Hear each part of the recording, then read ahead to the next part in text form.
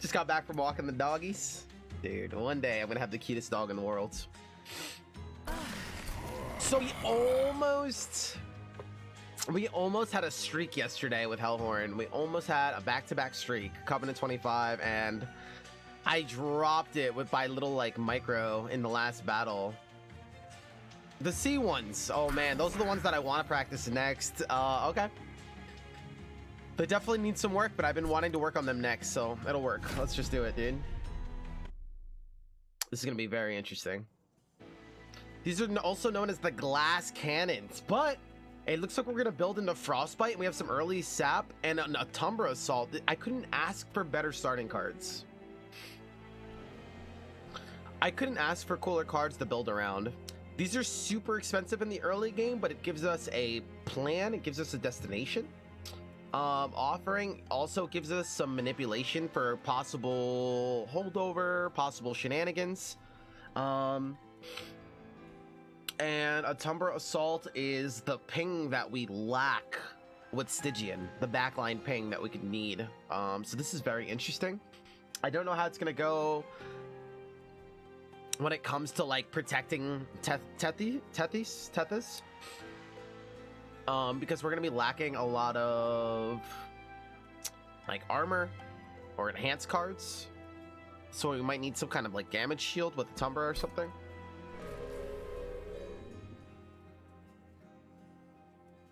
I'd say GG, but this game knows how to be mean to us. You are not wrong.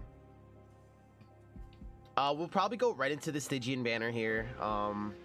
When you go Merchant of Magic, I don't know, this early, I've been having a very bad time because like the best thing we're gonna be able to do is make these cheaper, but I don't think these will carry us. It won't be enough damage to hold out. So yeah, and the first boss we're looking at double bomb. So this is gonna be brutal. Like double explosive is enough to just wipe somebody out, and we're severely gonna be lacking backline ping because we're playing Stygian. We could try to protect ourselves with morsels and stuff, but this is going to be very interesting. I wouldn't be surprised if we went to the helmet and just duplicated our ping. We'll see. Okay, so this is actually a big deal. We could play where we like icicle a lot of, or permafrost a lot of the very expensive cards.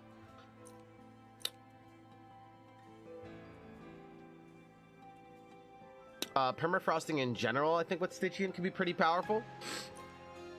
Infuse mana at 25% chance to deal 5 damage when an enemy unit enters your train. So there's gonna be a 25%, a 1 out of 4%, a 1 out of 4 chance that like the backline will die, or the bombs will die, or the collector will just die. We might need all the help we could get. Freezing is interesting. I think freezing is really good as well.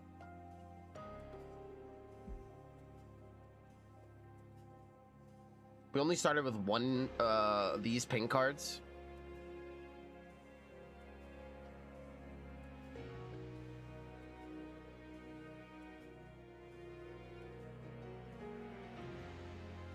Oh man.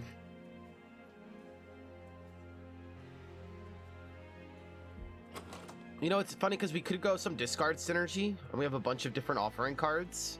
Frozen could help with that.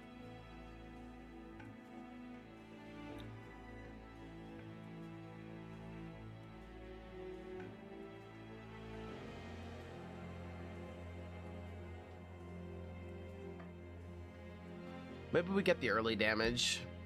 It might also help with early trials that we normally can't take on.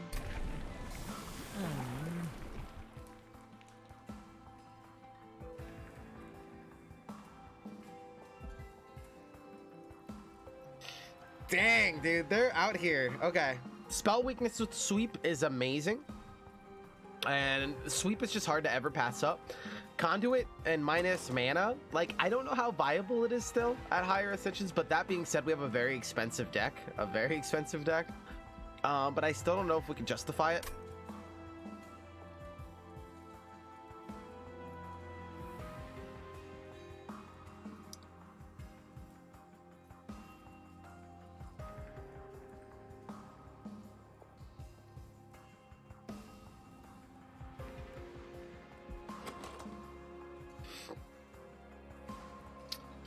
This is gonna be rough.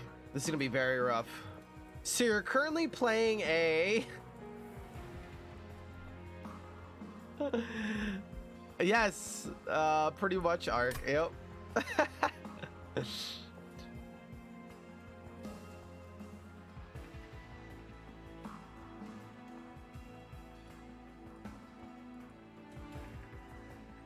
I might go sweeping the Frostbite.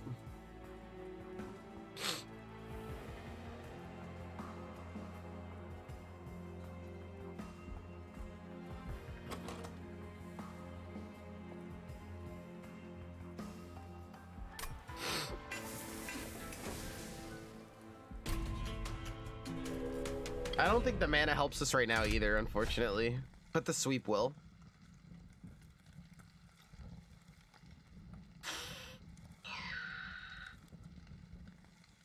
Great.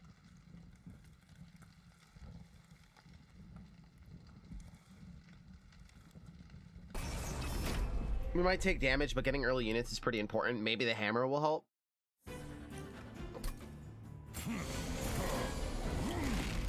Top floor got shrunk. That's fine. Can we play bottom? Maybe we buy ourselves some time with this.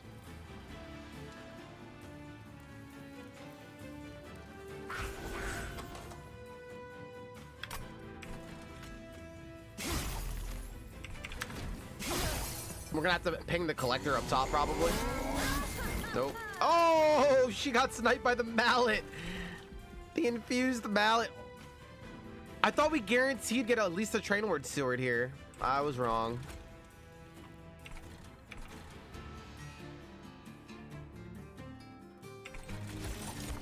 All right, I guess we gotta play Protected Teddy.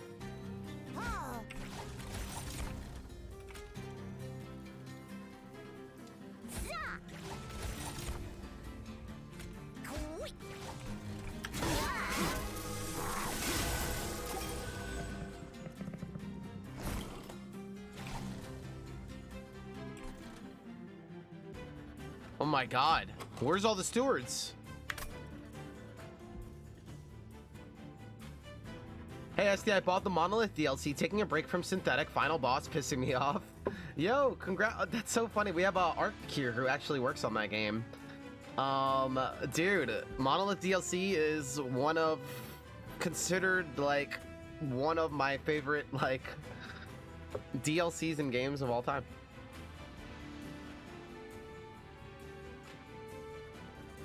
Exhibit Live, welcome, how are you?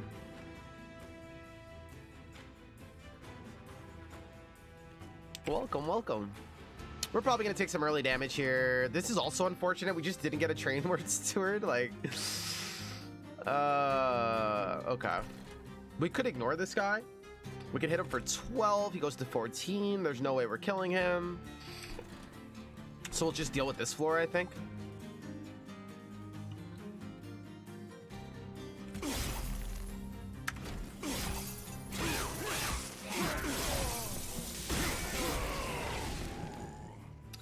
We're heavy, like we're always gonna take damage on these early trials. I'm just not gonna beat myself up over it, you know. We have to get these guys out of the deck, but I really need to start playing sap. Like, what are the chances that we roll into another steward? If we don't, we insta lose.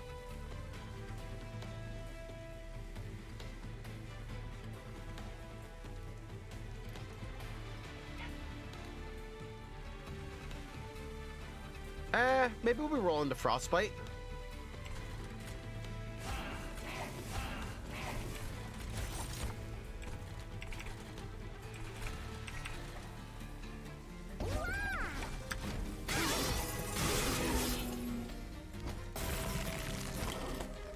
Oh my god, terrible draw. This is not what we were hoping for.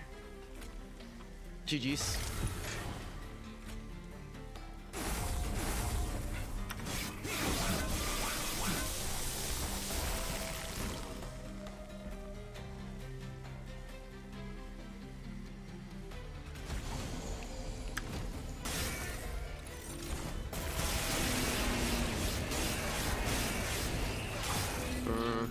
Rough start. The glass cannon. We'll run it back with them.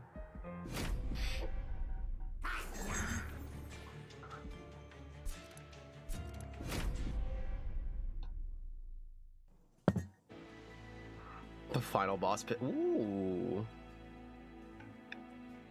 I like this start. Wow, we randomed and rolled right back into Umbra again. What are the odds of that one?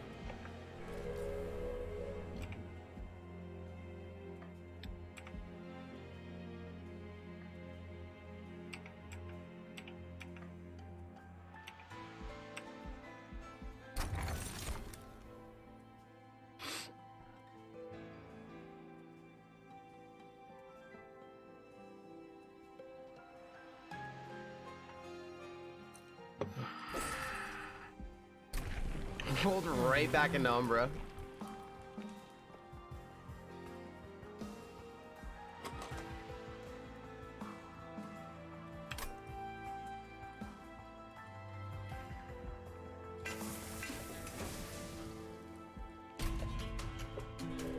Alright, let's run it back, see what happens. We got the same setup, more or less. This time, Mark of the Invasion.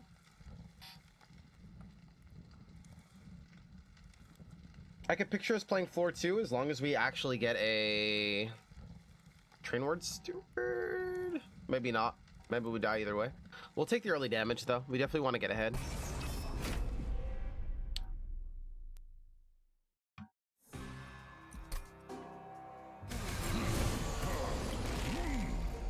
Oh my god, middle floor got shrunk.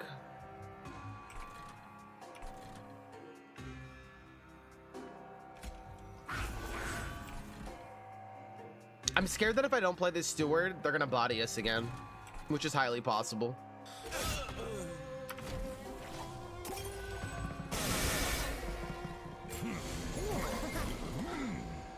Oh my god.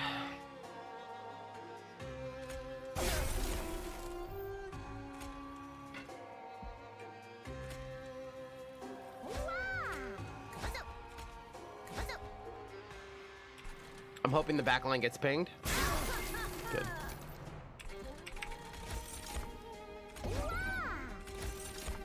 In case we play top floor as well.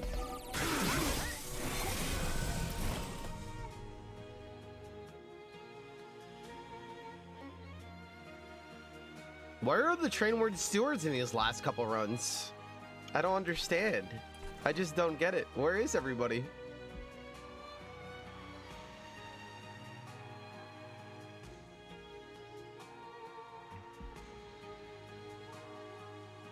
We have to sack both. He'll go up to 5.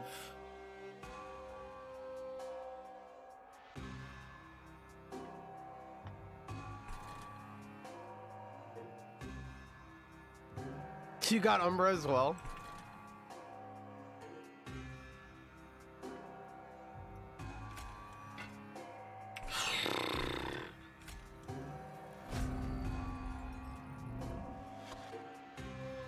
We're fine if we happen to ping him, but if we don't ping him... If we don't ping him, I go to 5 and I will still die. Should we roll this first?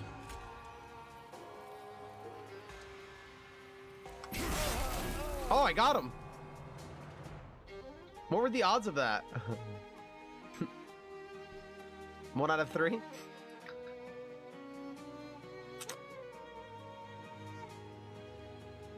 So now we can help him survive, maybe?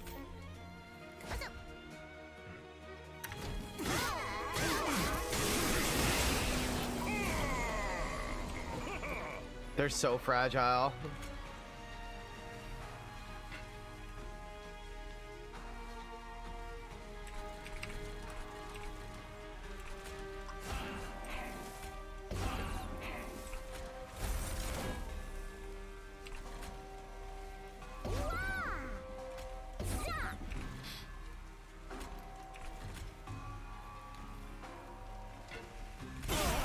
Nice. We got the back line.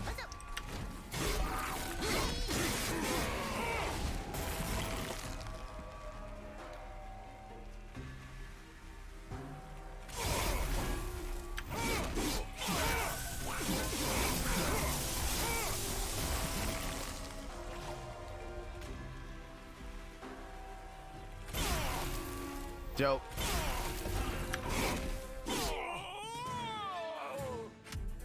Whoo!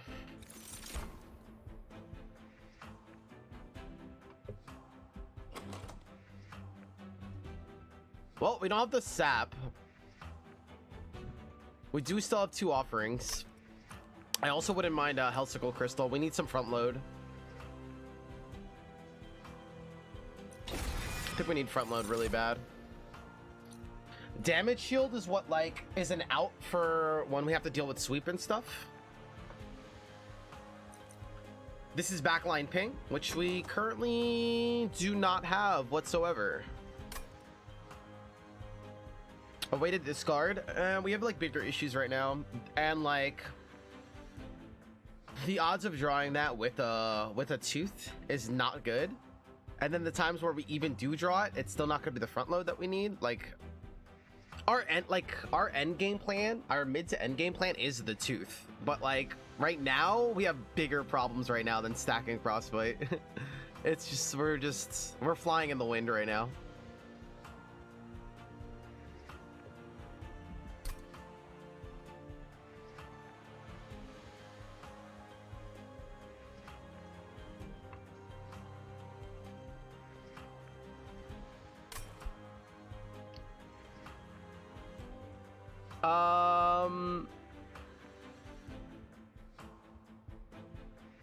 This we would have to power up. You can't just play it. Like, we would have to play it with at least 1 mana unless we power it up. Once you put a gem on it, it is really good. Yo, Mad Clown, thank you so much. Mr. Peep, what up? Yeah, kind of like Spirelance. Yep, nice to see you, by the way. We're not out of the early game yet, especially with Stygian. You're struggling to get a footing, and we need to get that footing first. Oh yeah, AB, yeah. Good point. Token of the Trader. Yep. And this is Umbra, and then I really want to go to a Magic, and this is another Umbra unit, so it doesn't look like we're getting any other incants for a while, which is pretty rough too. So I guess we're going like right here to see like what we're gonna play into, and then we have to face the facts from there, see where we're gonna go. I would love to go to Merchant of Magic, start getting something going, but we'll see how it goes. So this is an out for sweep and stuff. I don't know if we're looking for that right now. Maybe we take this just to have some backline ping, some insurance. What up, Valgunk? Haven't seen you in so damn long. I remember back when you loved hanging out here. How's everything, man? Hope you're safe, hope you're doing well. All right, let's see what we're dealing with. I think like every time I go Magic, like anytime I go Merchant of Magic first, it's like hit or miss. You need some precise cards to get you through like the early game. I think Merchant of Steel on average might be more valuable early than Merchant of Magic and guaranteed getting a unit. I'm still testing this theory, but I think on average this might be like a higher value and better start. But I'm trying to find the right times where you do go to Merchant of Magic. I think it might be like when there's also a unit over here, but I'm not sure. And that doesn't happen often. This is interesting because Tethi takes up 1 slot. Maybe we can eventually do some kind of floor. Iyoko! Maybe we can eventually do some kind of floor where like he's tanking the damage that we need with tons of shields. We're fighting sap, right? Yeah, we're fighting the sap one and not debuff. So maybe this could be completely viable.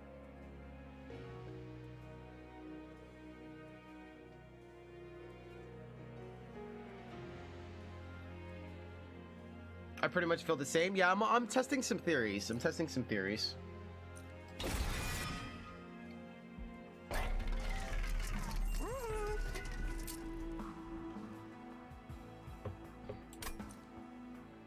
So this would have been perfect if we found an early Stygian unit, right? Early in Stygian units love multi-strike, right? We have sweep spell weakness, we have sweep frostbite, we have all that stuff that's very weak but multi-strike benefits a lot from. This is like, oh my god, I wish there was freaking Stygian, right? This is asking for it. But we went the Umbra route, and so now things might have to change. Oh, this is so sad. We can give it multi-strike anyway. One, because he's going to be eating morsels, so he's going to be doing some kind of scaling. And two, we need that early damage. We need the front load. I think we just got a Hellsicle crystal now, right? That's Crystallis. It might be these two. It might be these two. It's not awful. No, no, no. It's not bad at all. It wasn't what we were looking for, but we need something. Something's got to go. And he'll be eating a lot of morsels, hopefully. So taking the damage up will give us the front load that we need. But him staying at 10 health makes the mid game with this guy being the tank very, very hard to start. There's going to be a lot of there's going to be a lot of first floors that we're going to be just bullied out of because there's 30 damage coming at us and he needs to eat before he gets tanky. So it'd be very greedy to take the 10 damage here, which equals 20 damage because he has multiplier now. But I think it would be too greedy and we would get bullied out of the first floor. I'm pretty sure we would get bullied out. Like he's not gonna make it. We would have rounds where we would need to put a lot of morsels in front of him on the same turn, on our starting turn, to even help him survive. It's gonna be a very sticky situation. So I feel like we don't be greedy.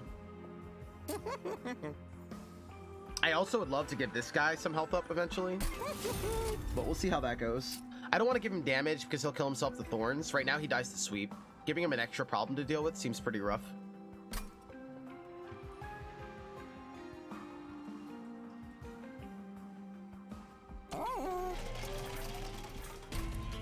So, as long as we get that guy going, he should be enough to get us out of the era we're dealing with sweep. Great, never mind, I take everything I said back.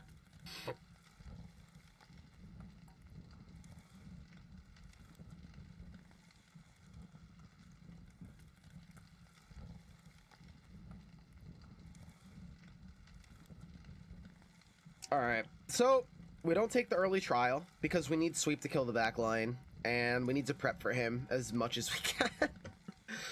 Sweep is not scary unless you're like playing with specific clans that are very, very like Stygian is so prone to it. That being said, he hits for 6. As long as we get an early incant, we start stacking armor so Teddy can live for a little while, we might be okay. Like Hellsicle Crystal and a couple spell weakness does the job. So we just have to make sure that we get the incant set up, which means there's only going to be one spot for morsels for our tank to eat. But we're definitely not going to be able to take that, I don't think.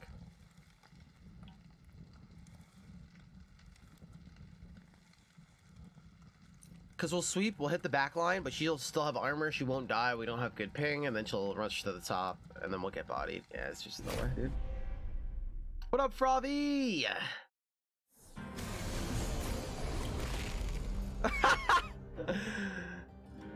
Oh my god, this game hates us.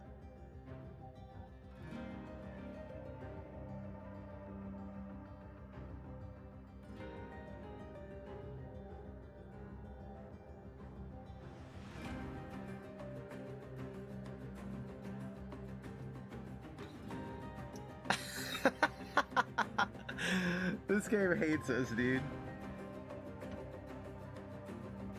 And I mean, that's just another thing, like, it's just so prone to the higher covenants. We're like, and that's like the stuff that I talk about, like, when you're playing Hellhorn and stuff, you just don't care. But when you're playing, you know, where you're playing Stygian where everything matters, and you're so fragile, and positioning matters, and everything matters, it's like you're so prone to the elements of the high covenant. It's so rough.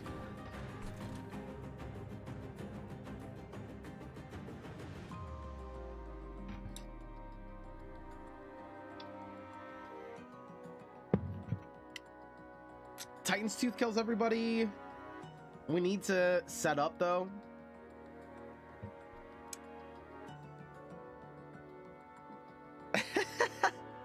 Alright, we could play top.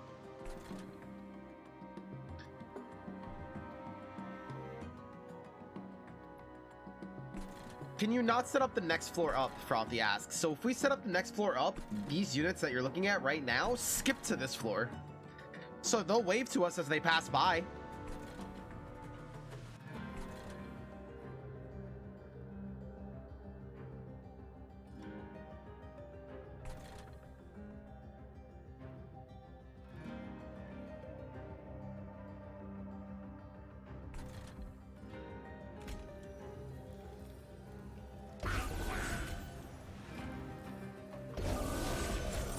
And now our spell weakness doesn't matter.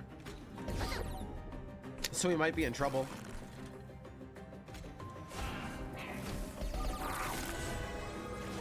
Every move. Thank you for the follow, man.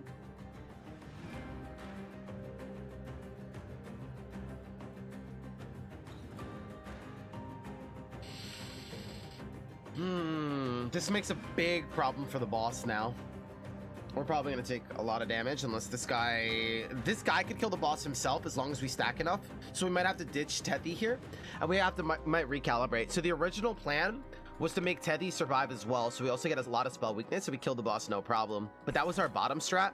So I think now we have to recalibrate and give him as much armor as possible, which means that we cannot put down the Stone Guardian here anymore. I think we have to recalibrate the plan.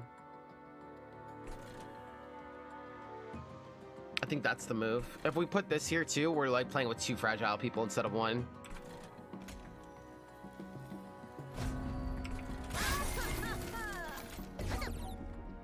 Let's take some less initial damage.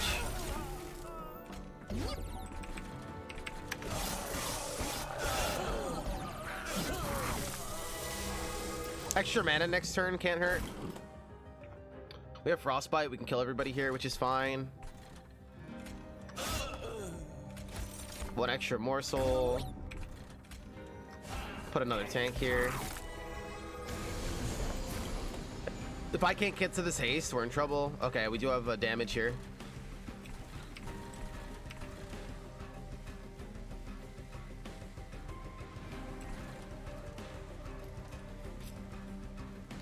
I wish we had morsels in our hand, but we don't.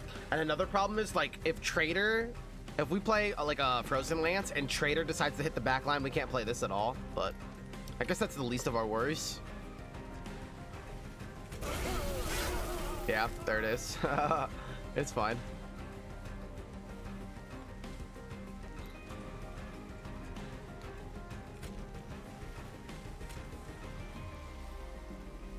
Five damage or 6 damage, but I could also get him out of my deck.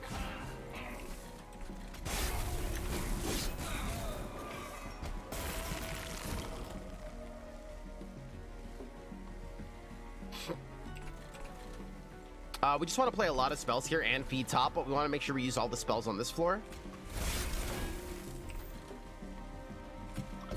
Make sure we put the good ones down, so I'm going to use this first.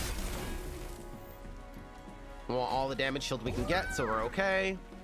We don't have room to put the rest, but remember, like, it's not really going to matter, so. I think it's GG's. I think we got out of this one.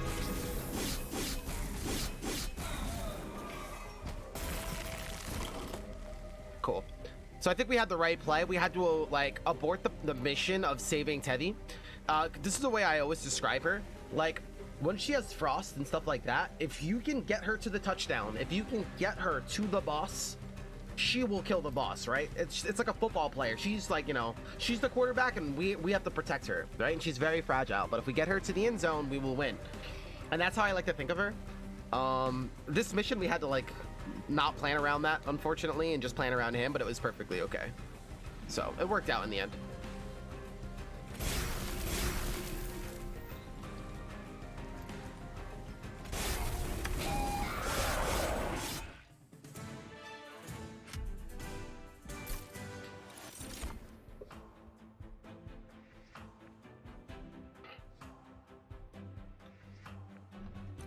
We always have like conversations about energy siphon and like its usefulness. Like, it's not AoE or anything, you just double the damage on like the front enemy unit. And it takes up another card slot. I like offering a lot. Smack like the tank into the back line, do a ton of damage, and then kill the weaker units.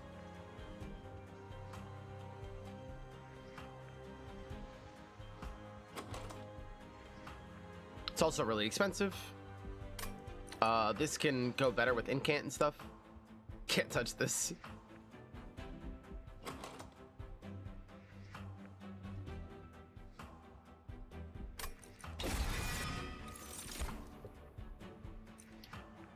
Space Prism is really good here. Umbra Assault is really good. We don't have any Umbra Assaults, correct? That's our ping. We have Trader, though. Space is going to be really important for buffing our tank. Hammer's like, I approve. Space is always important.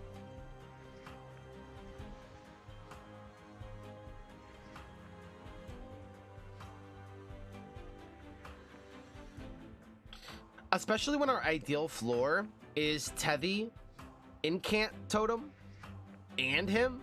Like, we're going to be fighting for space on the ideal floor. And we're also not going to be able to go capacity. We need mana so bad.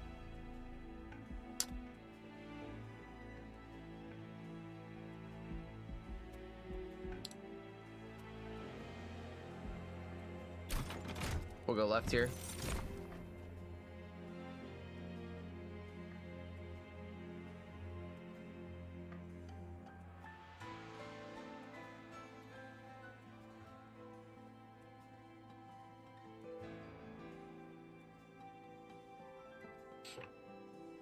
So the ideal of Morsel Master is that once we grow the floor where Teddy is gonna go, we could put the Morsel Master down and then still put a morsel and then multiply it. But we could do the same thing without him as well. And just put 2 morsels down. He makes us slower. He makes us slower to set up, I believe. But more consistent at feeding. Maybe we just take Overgorger, and then he's our plan to just put him on an odd floor and just feed him for a while, and then hope we have like a beast later in the game. I think is the plan. I think that's the best plan I got. So any of the extra morsels that we can't fit, we're just gonna feed to him, and we'll hope he does something.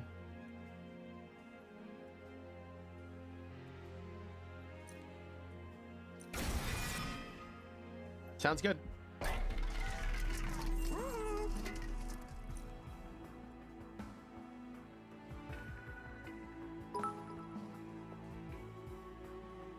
Well, I'm glad I got a chance to hang on the couch with Jesus, Combat. I am on Optic at the day. Misfits, would you please Let's drop yell some and love have from my fun. boy? Cool. United States, cool. 2,000 bits, brother. Thank you so much for the generosity and the support, man. You know it's always an honor to see you. Thank you so much, man.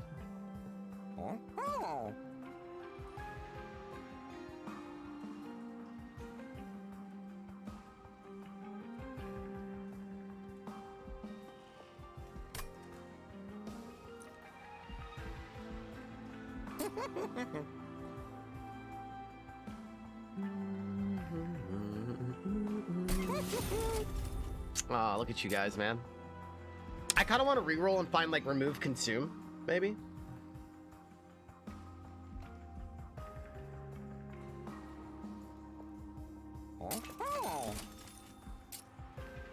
How did I know? We could remove consume on packed morsels, which is a big play for feeding. Or we could go Space Prism, which is bigger for our tank and our killing floor.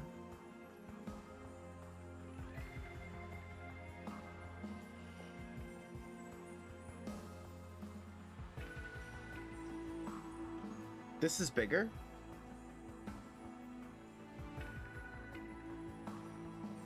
It's interesting because we could also do like, we could also live in a world where this eventually gets holdover.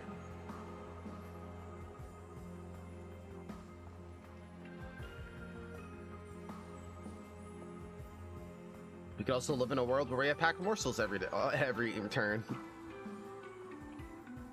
This should be enough to get us started, though. I don't think we need more than that.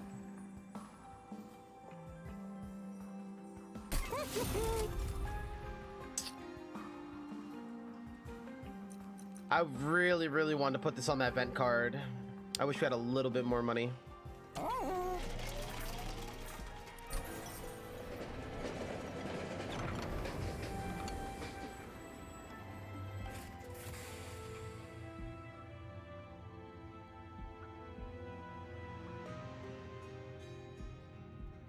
Well, this is an interesting event to find.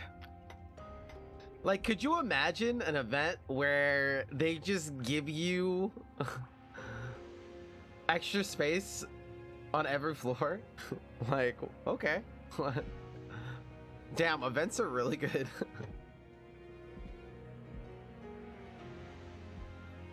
We're not doing like a killing floor style. I don't think we're playing this. And like where we go does matter.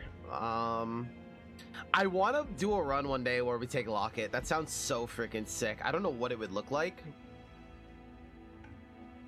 I don't know what it would look like, but it's just so sick.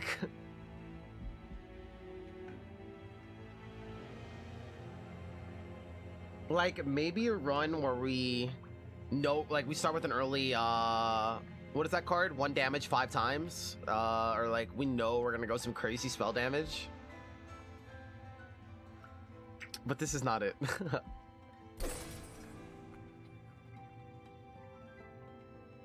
No, this is not it. Like if we had things like we have the frostbite AoE and we're going like the like long-term battle, like our start so far. And if we ended up, let's say we like hypothetically we started with like ice tornado and like hammer instead and stuff like that, like then like maybe that would be the start to go into, or if he was spell damage, like the spell damage dude, the increases spell damage, or you know, like if we had a different start, like it could definitely be possible, but right now it's not possible. Like we're fighting for space and we also have Umbra.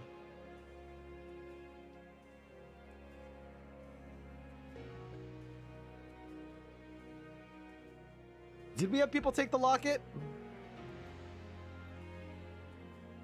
Interesting. Oh god, are we playing with damage shields? Damage shield. Damage shields. What up, Anthony?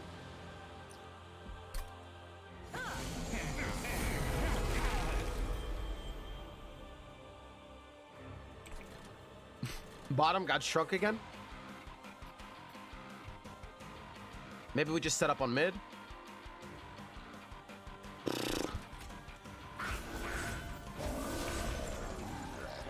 Part of me wants to put somebody top just to have him there, but doing this is just too much value, I think.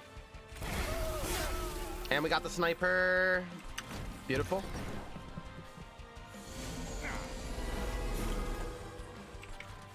We got the capacity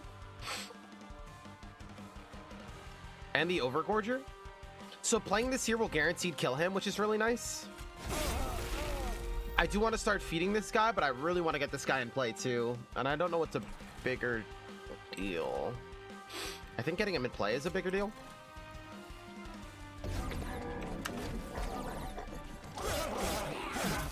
I could be wrong. It depends. If bomb shows up here, which he's probably gonna do, yep, we might be in a little bit of trouble. Okay, we got this, which is good at least. Is this incant? Yeah.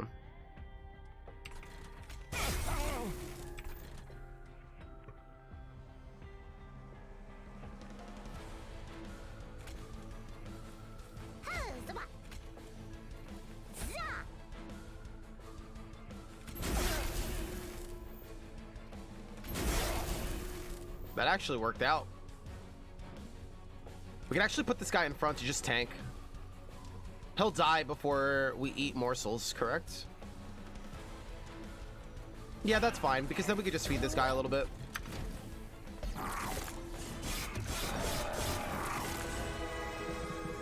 Alright. We should be pretty tanky now. I really want to start feeding top. Oh, dear God.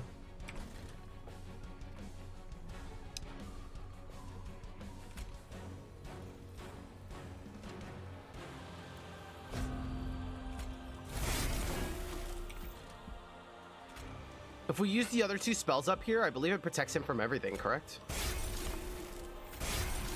Awesome. Token of the traitor, dude. All right, we'll put all like the worst morsels up top.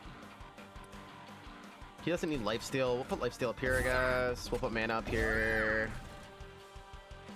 So right now we're tossed between like getting enough damage to deal with the boss and getting this guy fed.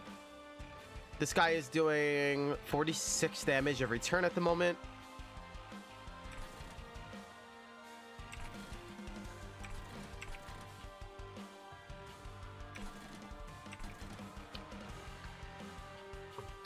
We'll end up being okay, I believe. I definitely want to get this guy fed.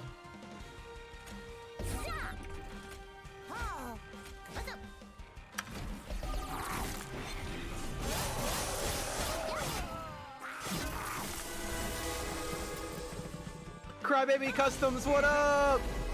Yo, Misfits! Oh, wow, all of our spells together. That's not what I was hoping for. Got an extra mana this turn, which is nice. If we could find a way to go down to 1 mana, we'll ping somebody, try to do something cool. Sweep will kill the back line here. We have spell weakness on her. Let's see.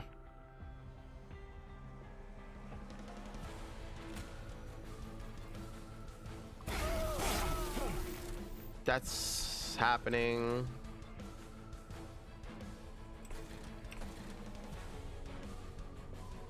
We don't have any morsels to feed this guy anyway. If I can guarantee he'll die, which I cannot, I would put him in front, but he won't die. So we're not doing that.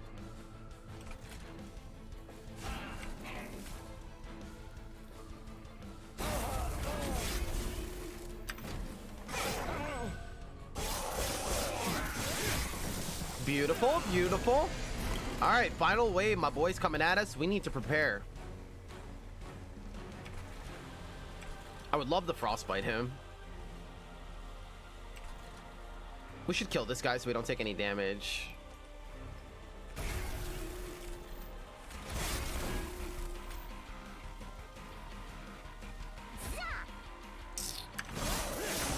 Hopefully we get a Titan's Tooth here as well.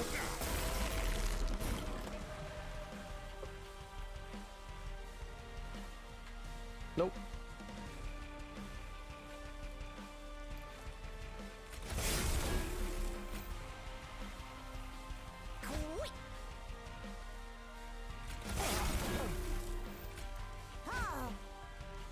Almost there.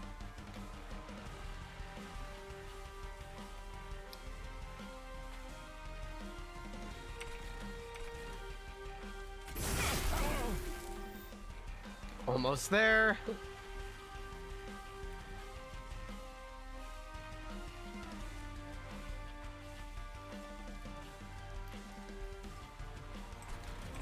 With the spell weakness, as long as we get a spell next floor, we should be more than okay. He has 1 spell weakness as well, so I'll just leave him alone right now. We should be more than golden.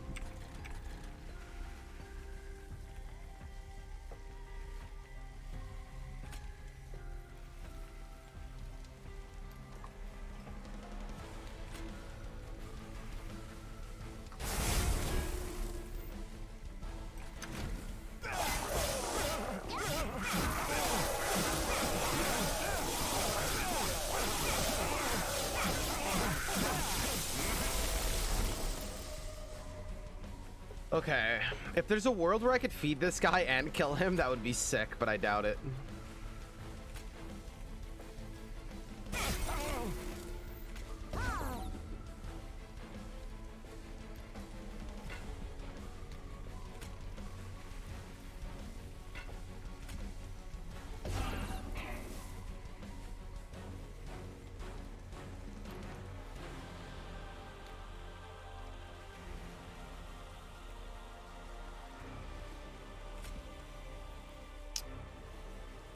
So there isn't.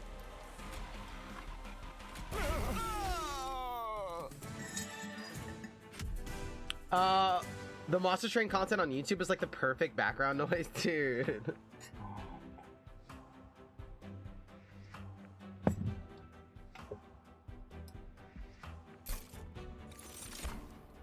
Crybaby, I'm glad you're enjoying, man.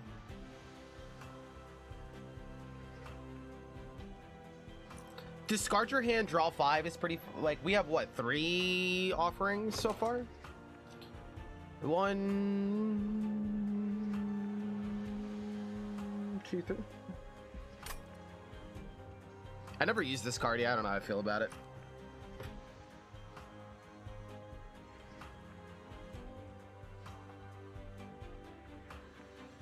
Create 3 copies of a morsel unit. I like that card because it does really, really good at feeding people.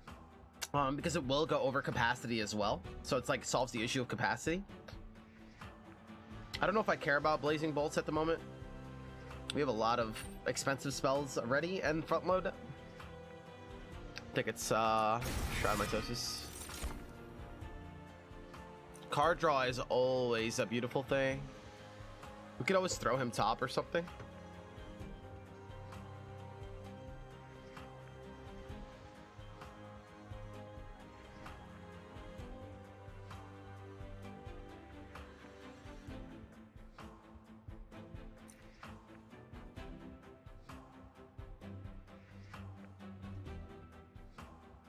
The big munch.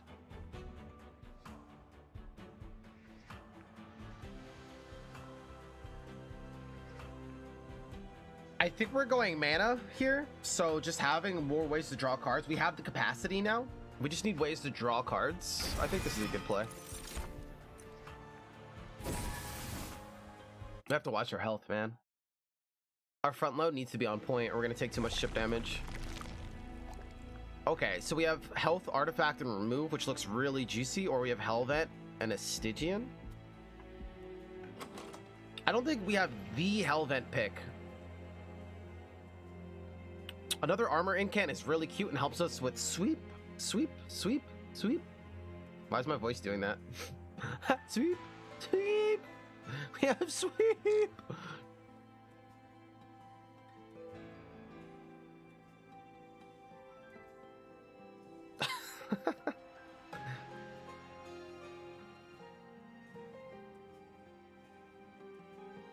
I think we go left all the way, right? Like, we have the beginning of a powerful deck. We need to thin it aggressively. We need to feed Big Boy for our late game plan. And we need to get to our morsel cards, like, consistently. So, Dupe Monument? I don't think that justifies going to the right and thinning the deck. So it would be a question of, like, maybe drawing an extra card once in a while, because remember that we also need to use the incant totem on a different floor. Is that more value than like making this deck just flow better, getting more health from my pyre and an artifact? Like, I don't know the answer to that. I don't think so.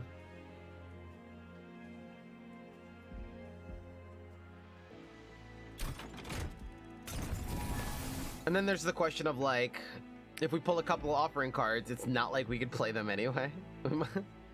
Yeah, I don't know.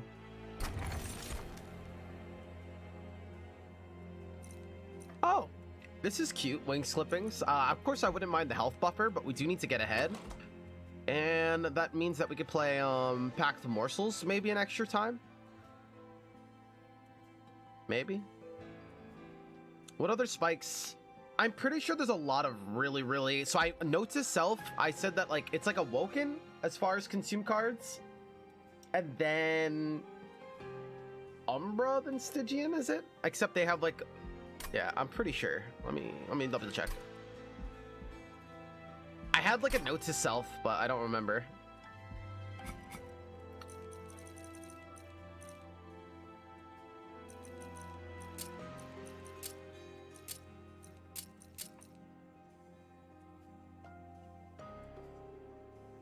So this is not good, but they have Dust, they have Spike, which is amazing, Ember Cachet, which is awesome, Morsels, awesome, Space Prism, awesome, Engine Upgrade, awesome, Trample, cute, Furnace Tap is like a boss killer, awesome. And then if we look at Stygian, this could be really cute. Frostbite, we've learned, is actually really good and can do crazy things, even small amounts.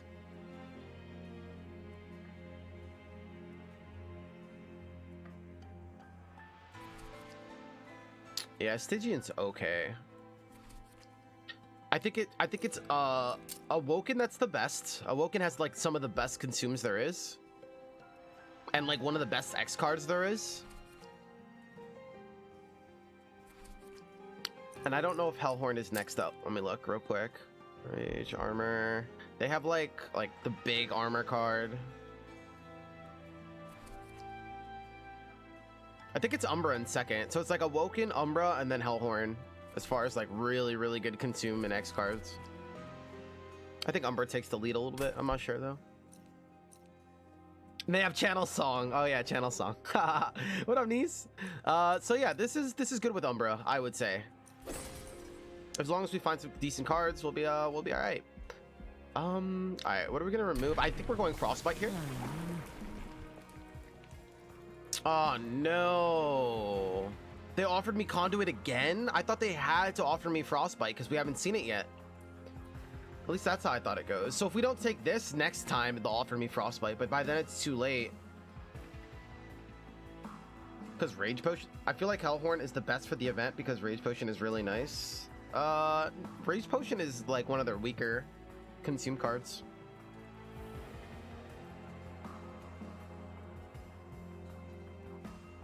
Hellhorn, the Rage Potion is like one of their weakest.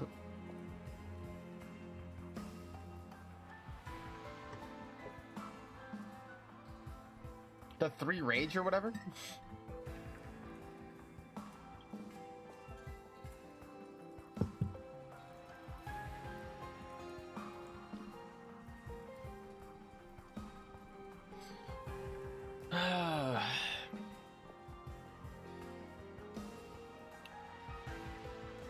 Yeah, it might be just random. No, I don't think it's random. Like, if you pass on Conduit here, I think it's guaranteed that you find Frostbite in the next one. But I thought since we found Conduit and passed Conduit on the first one that they had to offer us Frostbite here, but it's not. But on the last one, I think it has to be Frostbite. So I guess the second one here is random. That's a bummer, dude. I was really hoping for Frostbite here.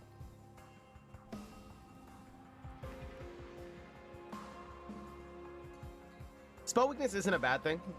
But there's just so many times where we can't set up on bot lane, and that hurts us. Like, the more time we have to get to the damage spell, so applying spell weakness on the first floor gives us 2 hands to try to get to where we want and get the damage card we want, is really good.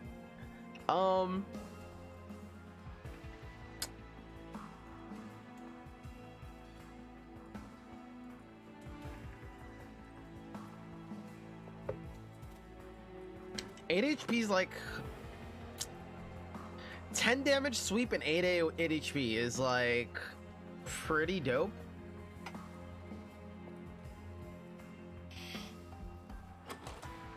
But doubling the spell weakness is huge.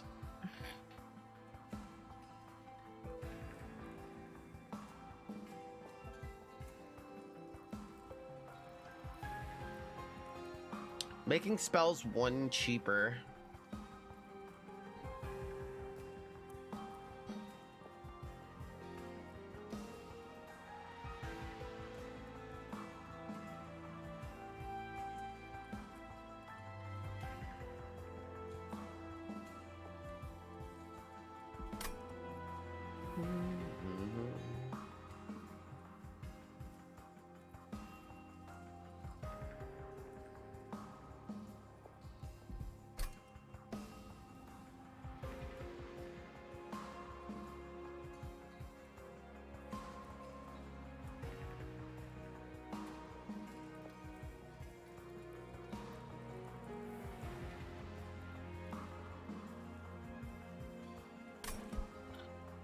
Oh man.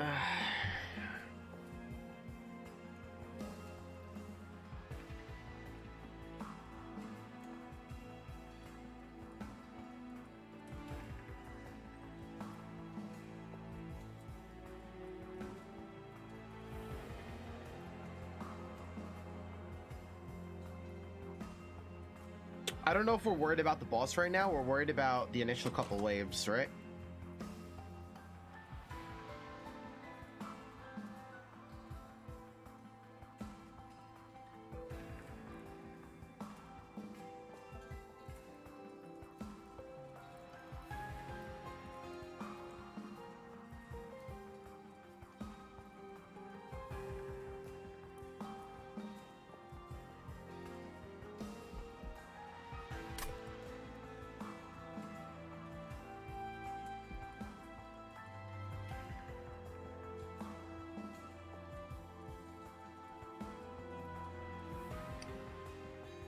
Yeah, maybe we give up on the Frostbite Dream.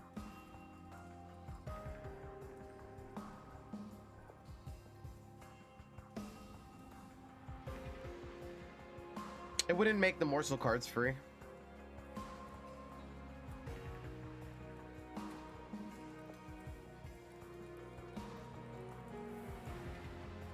Morsel cards are not a damage spell.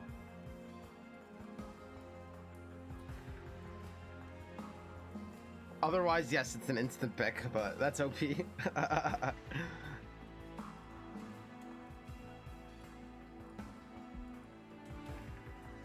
think we give up on Frostbite. If we need Frostbite, just applying our Titan's Tooth should be enough. We've learned that before.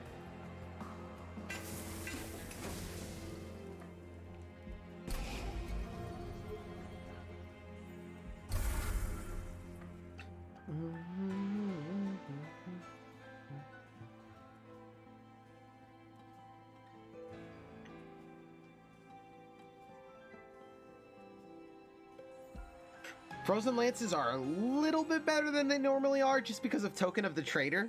They're still terrible, but they're a little bit better. So yeah, we're just gonna get aggressively remove Train Word Stewards. What up, Miss Creator? How you doing? I'm doing freaking amazing. Thanks for asking.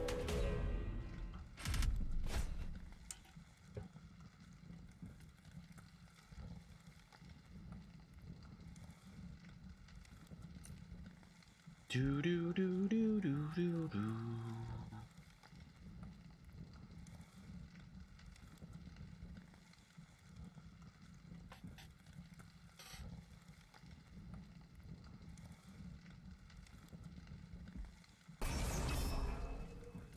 I think this is where we're allowed to finally be a little bit greedy. It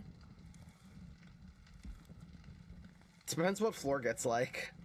Just remember, like, so our biggest problem is our tank starts squishy, but I gave him a health pack, right? I gave him a health rune, so we should be okay. And this is why you can't, like, be greedy and not give him the health rune. You just get bullied out of the first floor.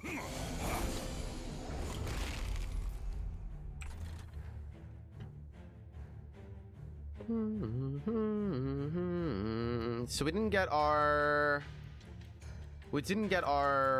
tank yet, which is unfortunate. Damage is death. Let's find out.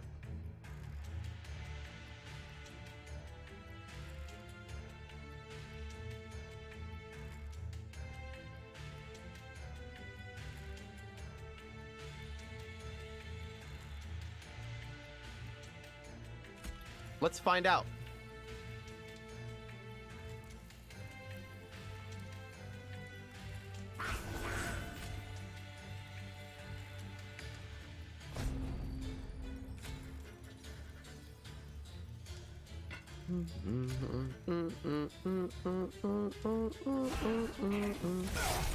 Nice, it went back to the deck.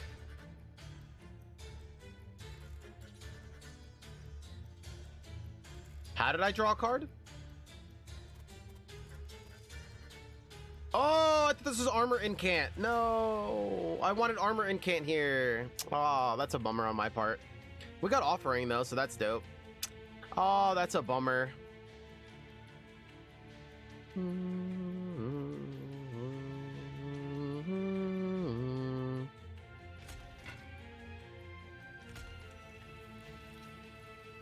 No, it's fine. We'll play around this, but I thought that was armor, unfortunately. Whoops.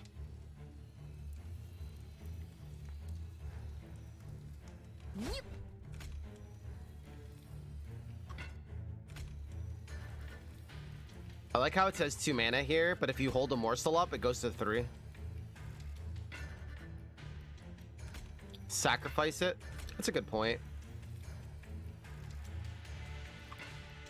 Well, we want these 2 to die, and then we can give lifesteal to... Well, that's not going to do anything.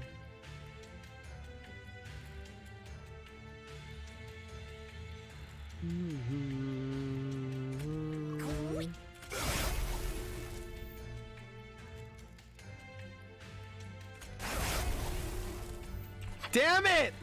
No! No! No, no, no, no. He can kill the collector. No! No, no, no. That might have costed us the game right there. Yay! No, you have 1 damage short. Are we gonna have to use you now to body block? Is that the new plan? Because this is not good. I done goofed. I didn't think about it. He'll die to frostbite. Is that the new plan now? I screwed up.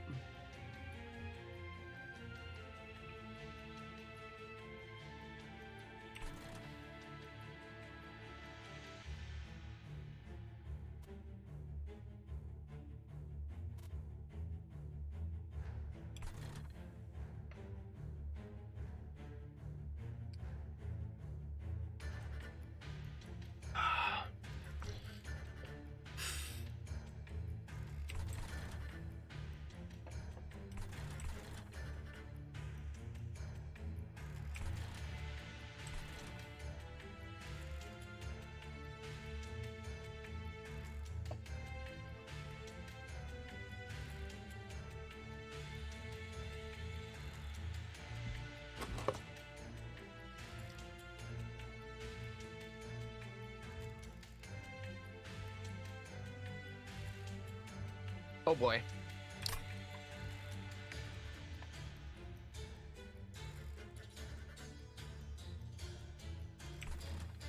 I done goofed.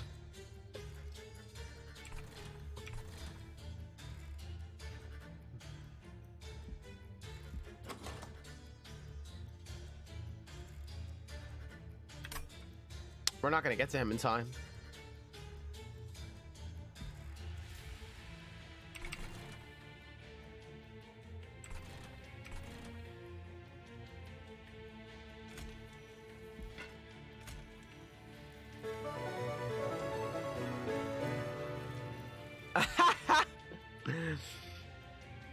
LLLLLLLL 200 plus indie games a year, baby. What's up, my brother?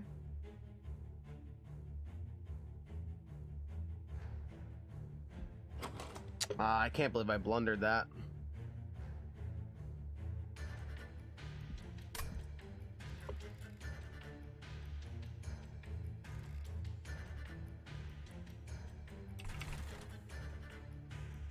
I was gonna kill the collector, but I don't think I can now.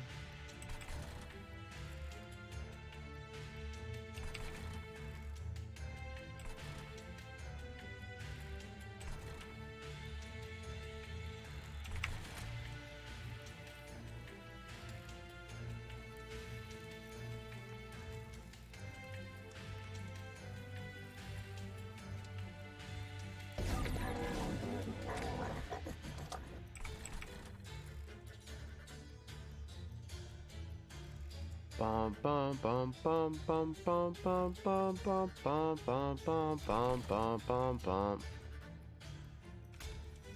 Unless I play these two and don't play Frostbite. Frostbite is my killing right now. This sucks, dude.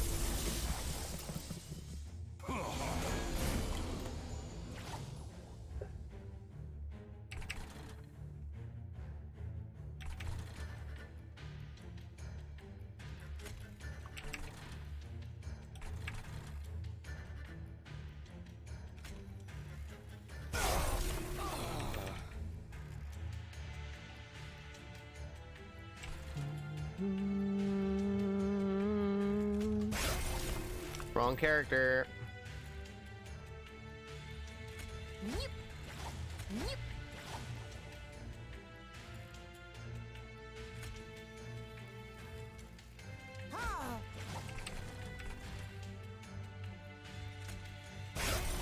Wrong person.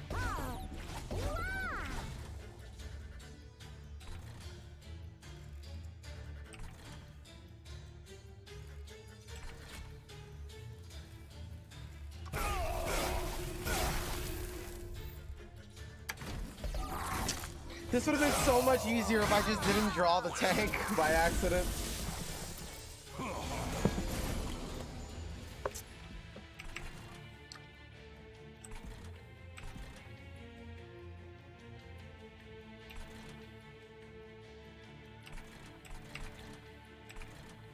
It's fine.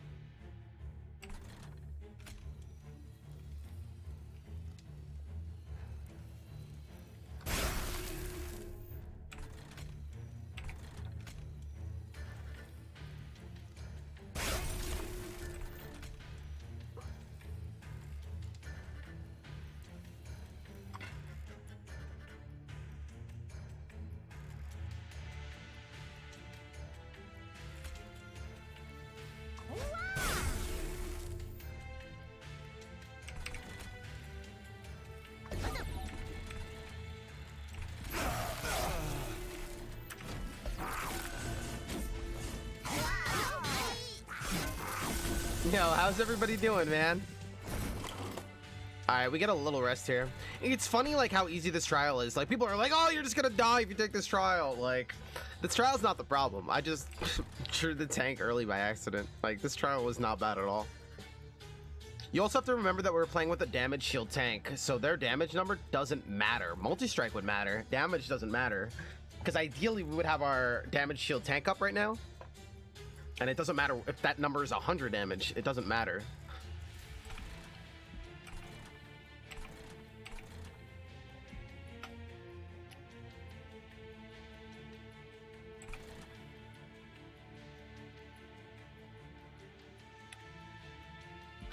So if we draw the tank next turn, which I think we're guaranteed to, we're still in trouble because now he doesn't have any damage shields. If we get a lot of morsels next turn, we can still make something happen. I think this needs to happen.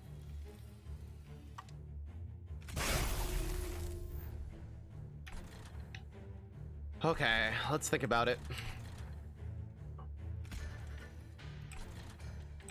If I play him down here, and when we draw our tank next turn, there's only one space left for morsels. That doesn't seem to make sense.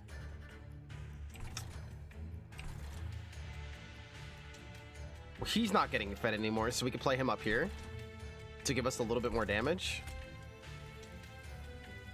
That does make sense.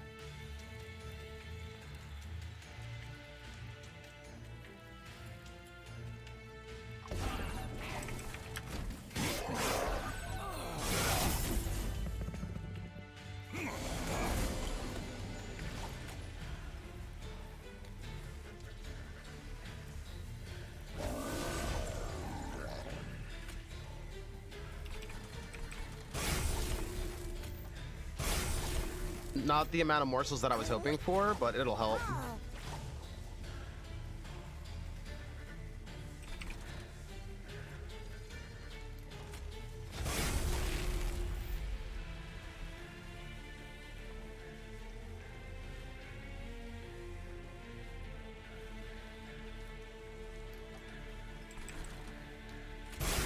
I think we blundered.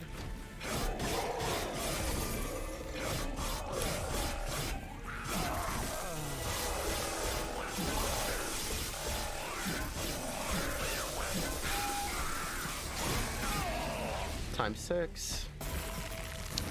Butchered an easy fight. Oh, nice, cool.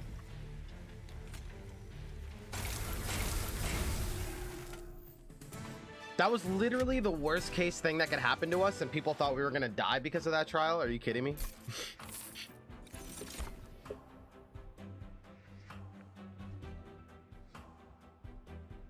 Apply frozen to a random card in your hand. Like, that was the worst possible way that fight has could have gone. So thank God we crafted a good deck so far. Thank God.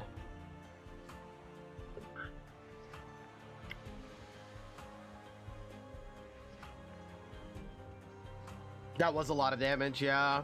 It was 60 times... How much spell weakness did we have? 6? So it was 60 times 7. Thank God we drew it.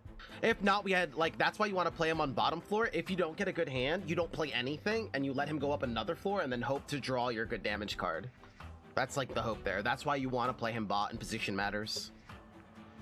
Or you go permafrost, and, like, permafrost your good spell cards. Like, that's why Cuddle Hex is a big deal.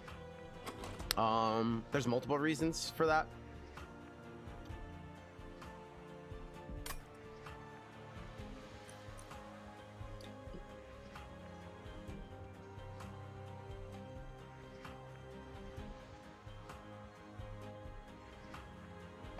I'd rather have debuff, like things like stealth. 10 times stealth is going to be a problem, and silence doesn't help that.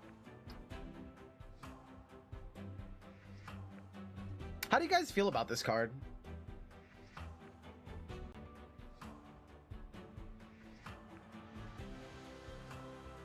It doesn't help Ember Drain. It does help when you feed morsels if somebody has like Harvest. That's about it. I think that's it.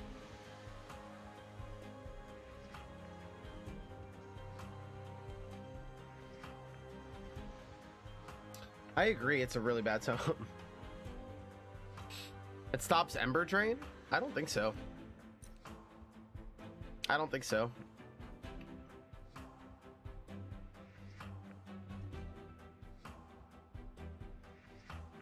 Silence prevents Ember Drain? Ember Drain's a triggered ability?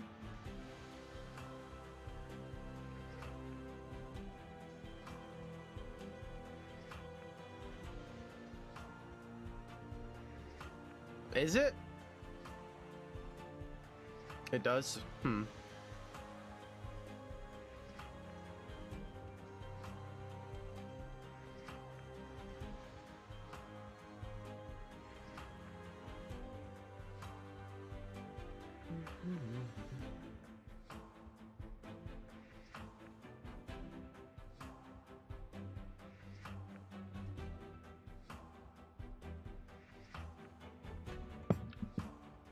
Yeah, the Sweep Ember Drain guy. That's what I'm thinking. That's who I'm talking about, yeah.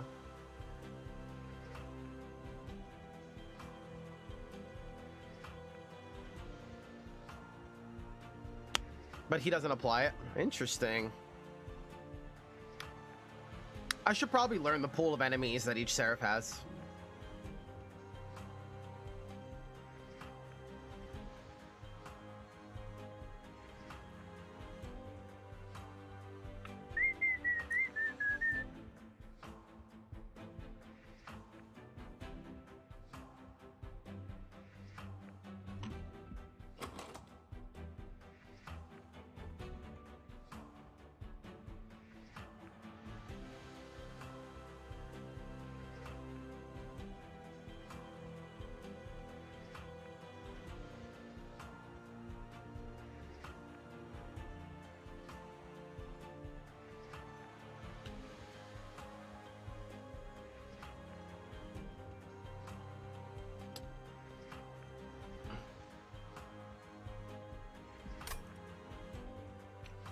I don't know. I'm trying to think.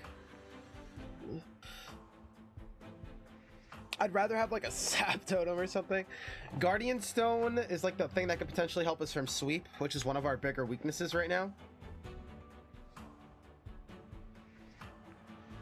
Cuddle Hex could make our early game slower.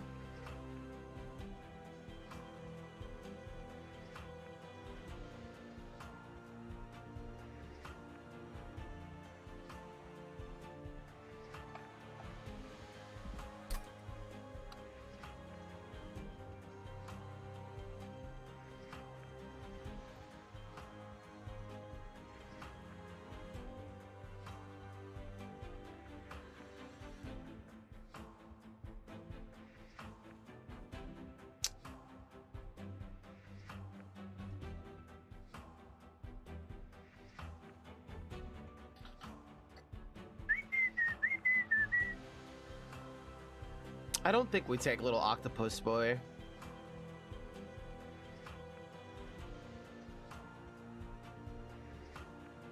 Merchant of Steel.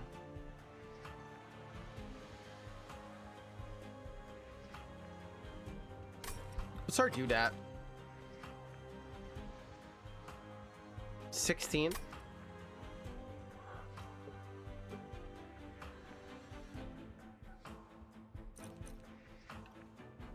I don't know if I like any of them.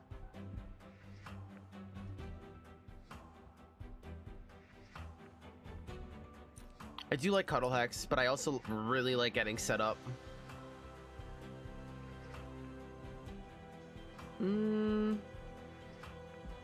I mean, like, if I was gonna take Unnamed Tome, I would probably just take Cuddle Hex then.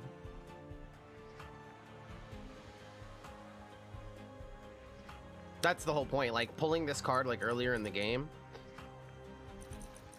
slows us down. Like, pulling him slows us down. Like, I pulled this instead of the tank. What does Teddy do?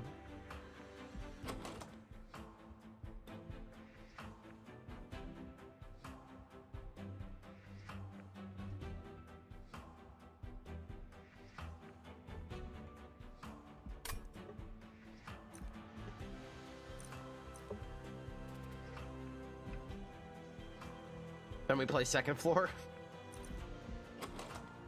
We could play it. Worst case scenario, we have to play second floor. But then at least we have frozen cards, so we can guarantee trying to get our frozen card for the boss.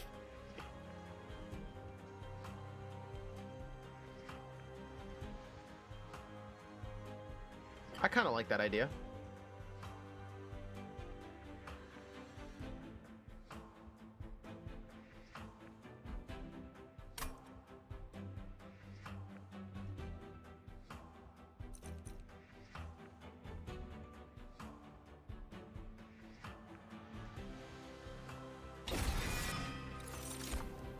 Ooh. I like Cannibalize as well, but this is gonna be nice.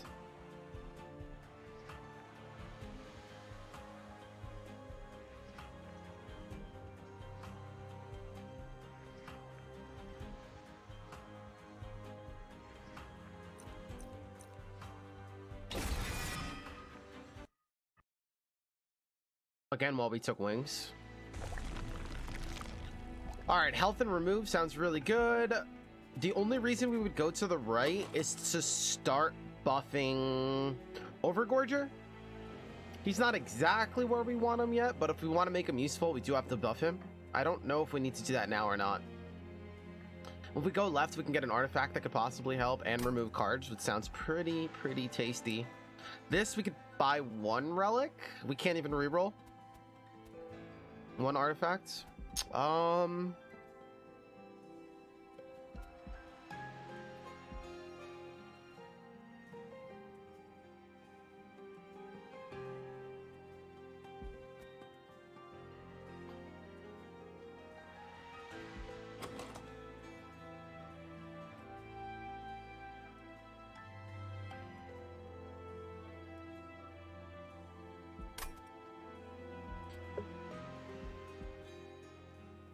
Having another unit that does some kind of damage is probably a good idea.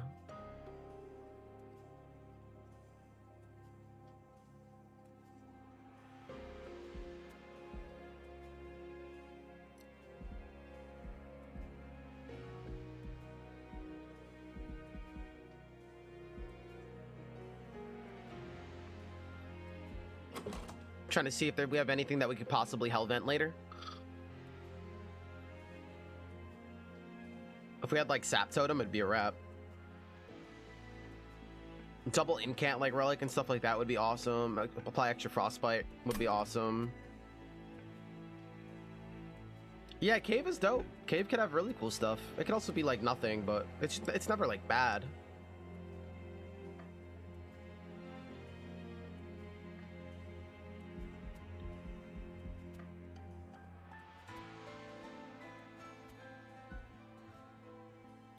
Alright. Let's see what's in here real quick.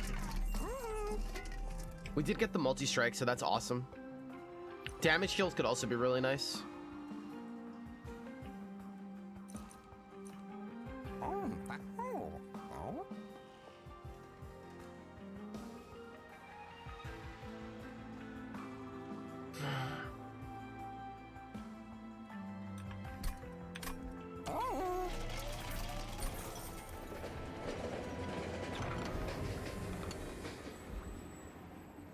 Wow.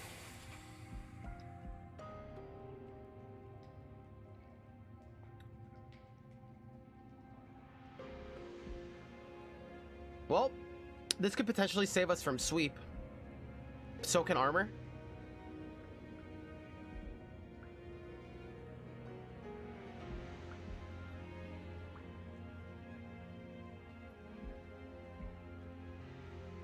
This is going to be easier to line up. As soon as we're dealing with sweep, we can throw this on Teddy, whereas this we can't.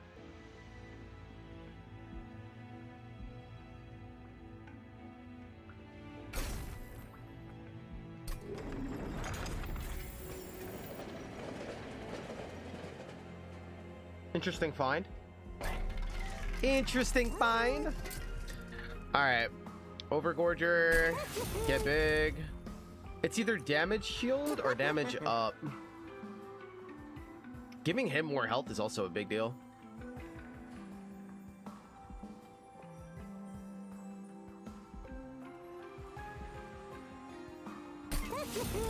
I kind of want to reroll to find health for the card draw dude.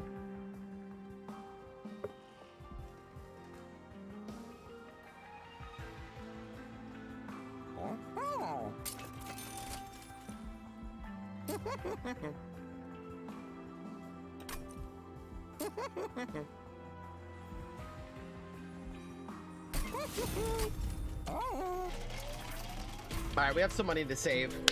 Let's go! Oh, crap. All right, well, this is why we got the... This is why we took the spike. How we're going to play the spike, I don't know. But this is why we took the spike. I think there's 2 of them, so we have to plan for Teddy to take 8 damage. Does he have 10 health right now, or he has 8? 8. This is why they chose that number. Yo, Biggins 13, thank you for the follow. Well, once we play this card, we have the mana. We just have to get to the spike card. That's why removal is so important. Oh boy. The Buzz Killer has arrived. Yeah, I mean, that's why we took Spike, though. So as long as we play Spike, and we play it with at least 2 mana, or, yeah, at least 2 mana, Teddy survives.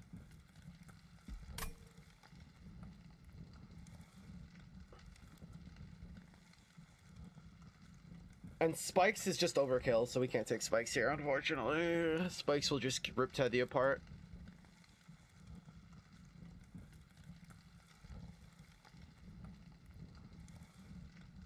It's been an hour and a half. I gotta say, today's the first day in like about a year where, like, normally when we look at the time, it's like 4 hours went by, and today only an hour and a half went by. That's pretty interesting. This is like the first day where that's ever happened to me. I'm like, oh, thought it's been like 2 hours, 3 hours.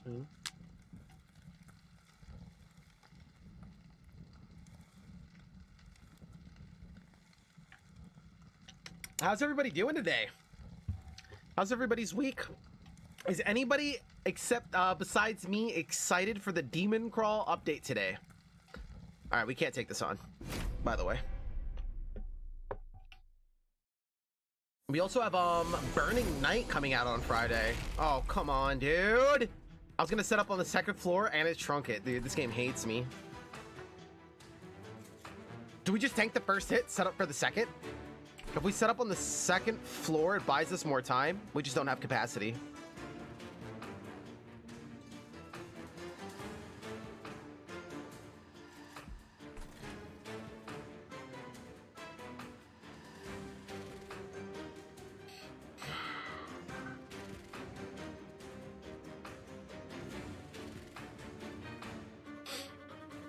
We could ignore it, but playing down here, not the next turn, but the turn after is another sweep guy. So that gives us 2 hands to get to our spike card. That's not good odds. That is not good odds.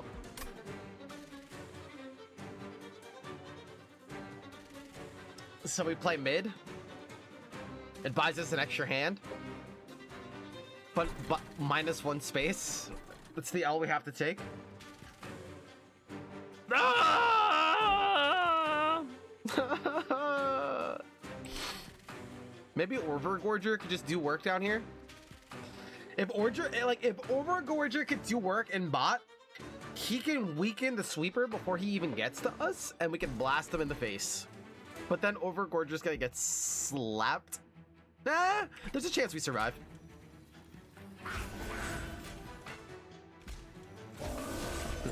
All right, boys, we gambling out here. All right, as long as we play these bot, we have a chance to hit the back line, and it becomes a lot less scary. Okay. Yeah, I guess we just play him bot then. His job is to just prep this guy, and we'll probably prevent 1 sweep. So that gives us 2 outs. A very nerve-wracking 2 outs, dude.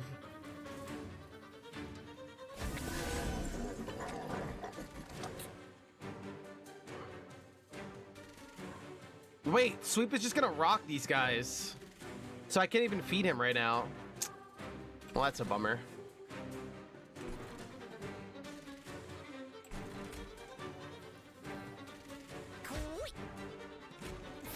That's fine. He still does his job at prepping. I just wanted to also feed him, but he can't now. I wish I had more capacity, but the game hates me. There'll probably be a collector up here next floor. Nothing we can do about it. We could prep. I think does he still have 3 HP? It's possible. We can plan for that. No, he has 4 HP, I think. No, he has 3. Dope. We got that lined up at least. Something's got to give. Nice. We actually planned this accordingly, and we could kill him, and this is exactly what we wanted, so that worked out nicely at least.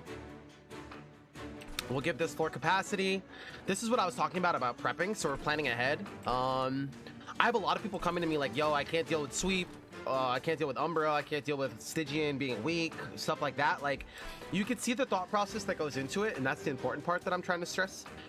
Like, even if we're not great at the game, like, just planning ahead really matters, right? Planning around the sweep, there's outs, and that's what you're trying to play around. You're trying to play to your weaknesses and plan around your weaknesses. All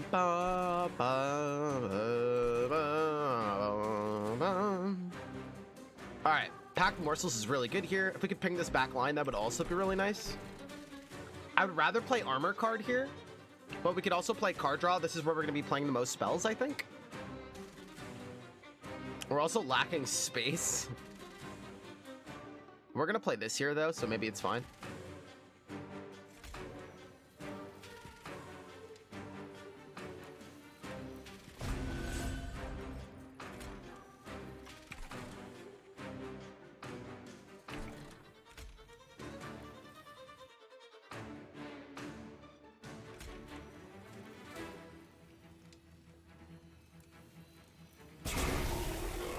Awesome.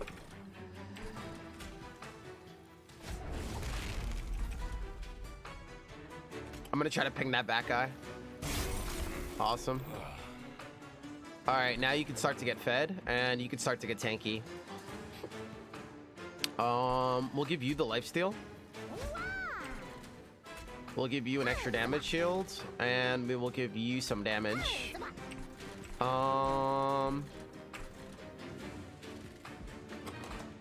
I don't think we want to draw another card. We do want to get to this, but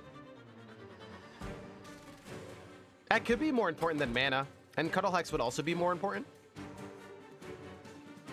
If we draw the spike, we won't be happy. If we draw anything else, we don't care.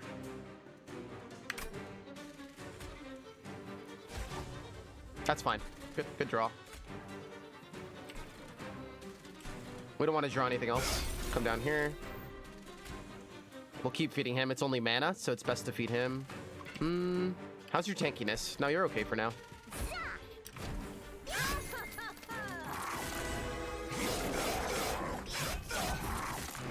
That's the Overgorger, Clever. Nice to see you, by the way, man. Welcome back. All right, so we got the spike here, and here's the next sweep guy that we were talking about. right on time. Not looking good, our boy. He has, oh, actually, we're gonna gain health here, so it's not as scary as it looks, and we're killing the front line. We're not doing damage back here, though, and that's scary. So we need to draw some cards.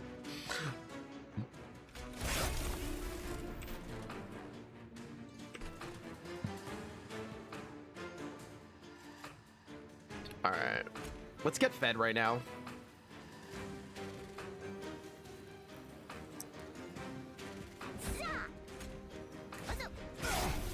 The hammer, there we go. That's what we're looking for. That's what we're looking for. Now we do damage to him, and we can put some armor on Teddy. It's 2 armor. It's enough. It's enough, just in case, like worst case scenario, you know.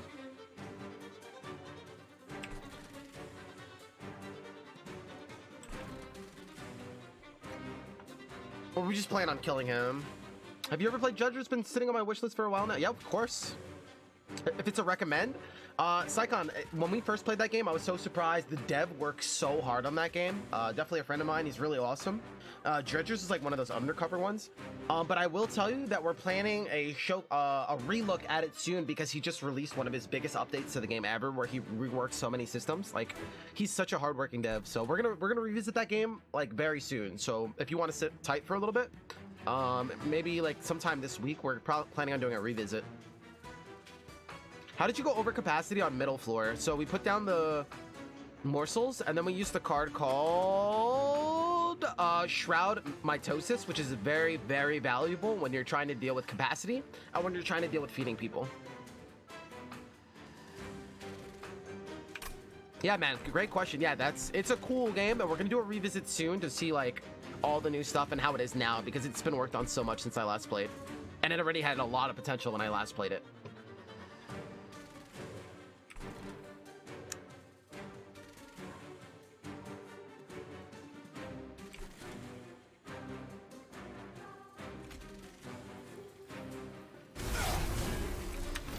I think now that we killed the first sweeper, he doesn't need the armor anymore, so I don't know what the better play is, but...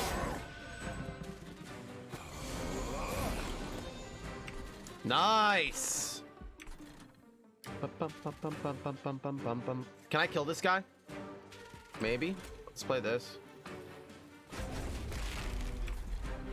Let's play this, because we're just trying to draw cards here. I'm trying to get to a good damage card. Do we have one in here? Oh, we don't. We have mana, though.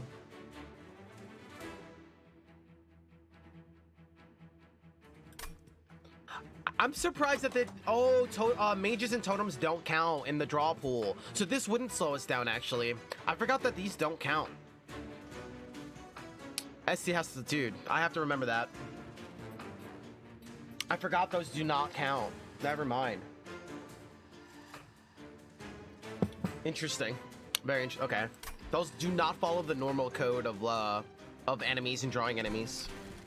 I knew that, and I learned that before, and I forgot, and now it, like, I have to start remembering that.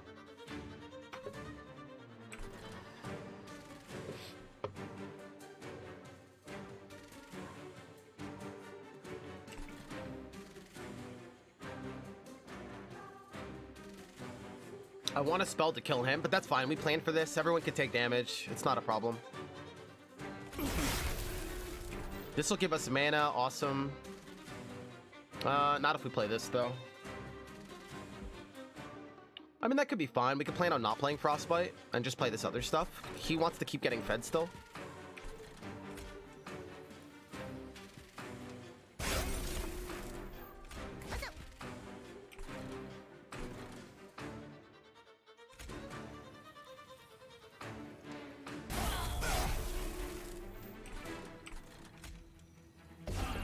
If anything, he's another person to eat mana morsels. Whatever, dude.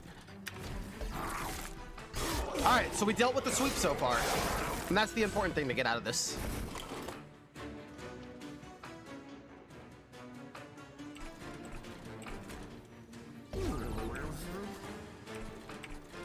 And we're ready to party.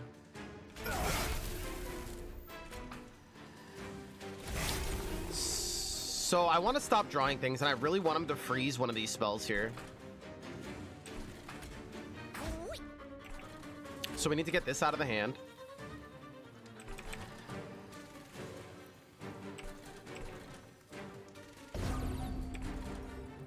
I don't want to draw anything else, so we're gonna let him get hit.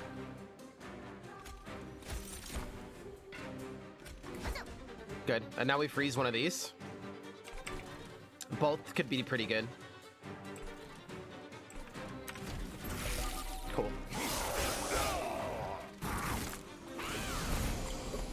Exactly what we want. This is really good for next turn and doing damage. This is really good as well.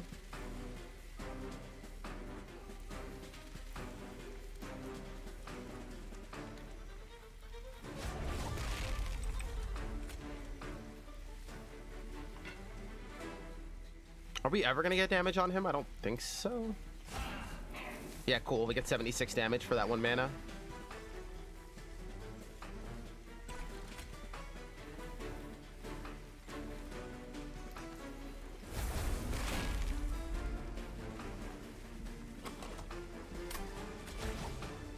Trying to get a better card to play. Get him out of the way too. Damn it! We drew this, but we didn't get the morsel.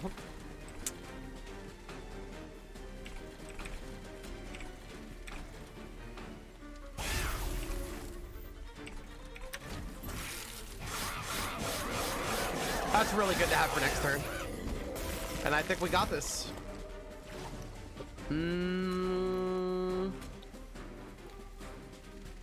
Let's look for a rare morsel. Not what we were hoping for. Not what we were hoping for. Damage shield, there we go. That's a start. Damage shield is the best that we're gonna get. So we're gonna put a bunch down first. 1, 2, 3. We can put one more down. There we go. And then we multiply by 3. 1, 2, 6, 7. That's perfect, I think. Now we're at the 7 cap. Jump the damage up a little bit. We just need a big spell for next turn. We need to draw a big damage spell for next turn, but this is kind of the problem of playing mid.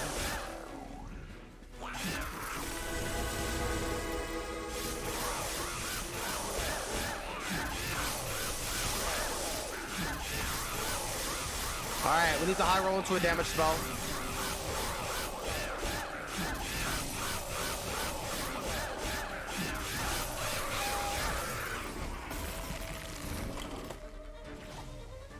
Thank you, Lord, dude.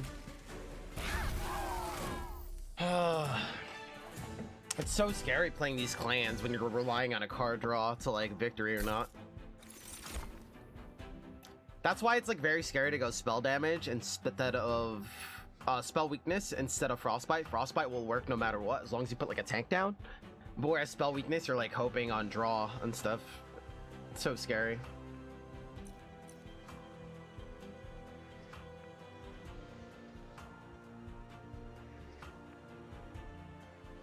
So it's gonna be really important to like freeze cards or put like a permafrost on a high damage card. Yeah, Shark Tank is so awesome. Not the show, the actual Shark Tank. Yeah.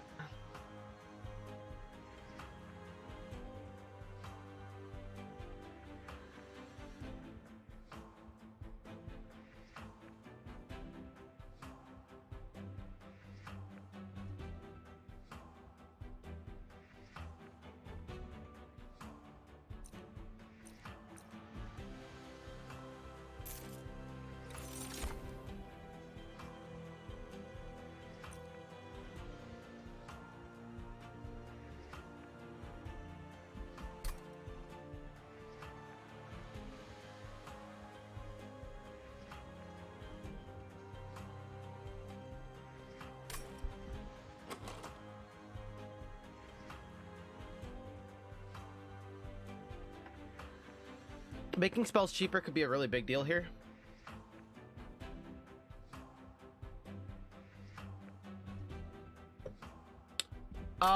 There was a speed run where I took Eruption and I realized how good it is. I think it's a spell where you need a way to manipulate it a little bit, like get mana down on it, make it a little less expensive. Like if you make it a 2 cost or a 3 cost, more than enough times, it'll become free. Yeah, like I was very surprised. This is one of the cards that surprised me, and this is why speedrunning is so fun. I used it during a speedrun, and it was just like I was so surprised how good it was. Like 80 damage potentially for like free or like a 2 cost is just it was really cool. And it helps on a lot of different like scenarios.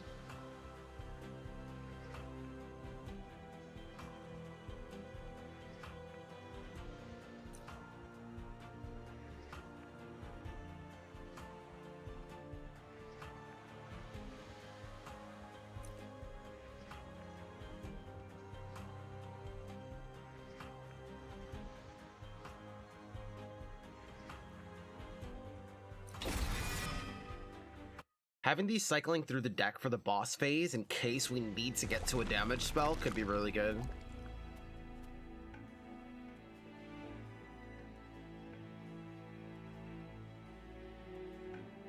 Yeah, it's really solid. It's really solid. I was surprised. It was one of those cards that I thought was going to be garbage, but it's like it does a lot of damage, and you could possibly just get the refund on it. Like, even if you ping like 1 back unit with it, it becomes worth. It's kind of crazy.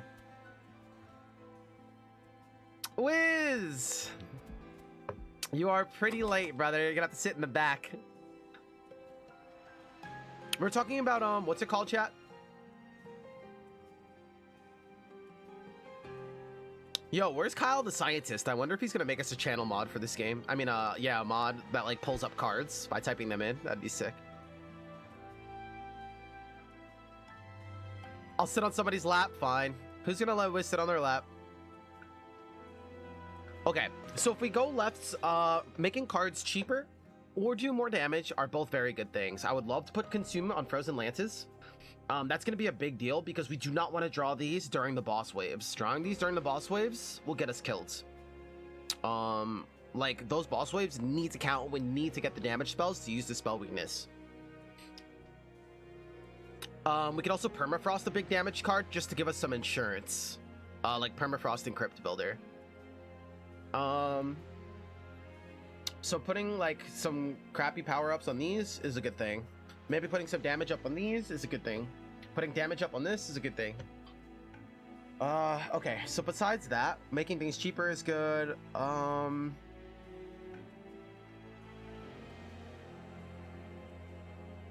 Like, before we go into this boss fight, if we get like Holdover on Mind Collapse with a damage up, that could be like really nice for taking out the back line and getting mana for it.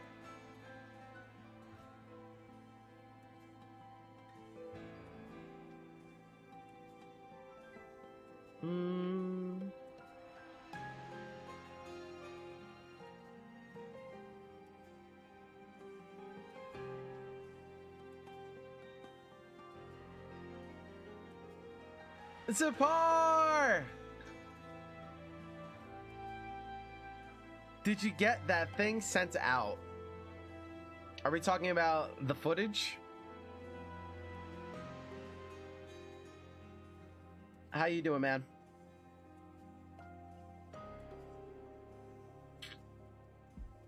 No, but hopefully I'll shoot it today.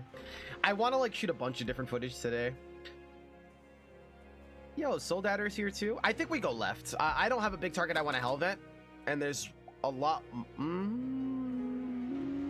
I mean, questionable.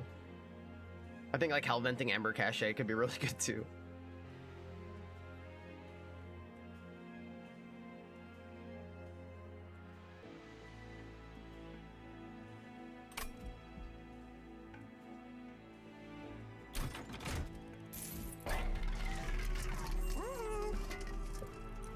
Yo, we got Holdover, ladies and gentlemen.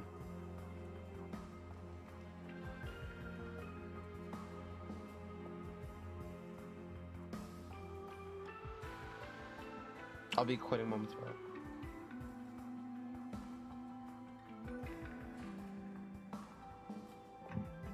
So I'll be quitting momentarily after.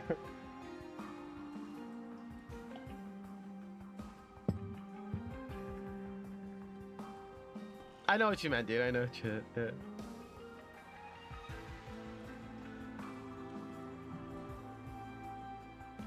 Quick question. Are there any games that you think are designed to be too difficult? Like their intentions are to like be brutal and make you quit? Yeah, probably like those old school arcade games. Like old school arcade games.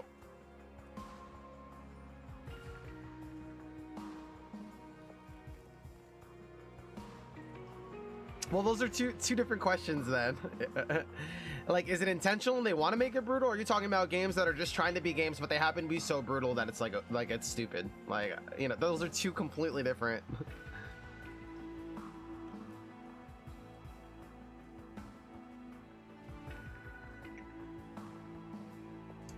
All right, guys, we have to make an important decision here. Ninja Gaiden? Y'all definitely good. That's a good one. Even the other Ninja Gaiden, like the 3D one, which one was that? Dreamcast or something? Say, PlayStation? When was the other Ninja Gaiden?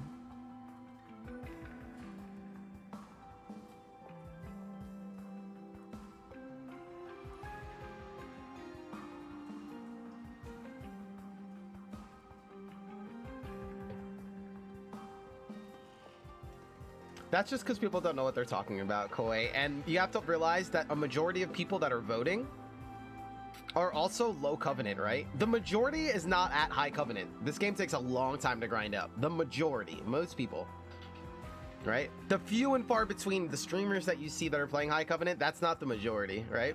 And low covenant, sure, wax people are strong. Like you realize that Wickstone Bounty Hunter is so awfully specific, right? And that is the problem, that they win very specifically. Like, I'm not agreeing that they can't be powerful. I don't know why people keep coming at me with that.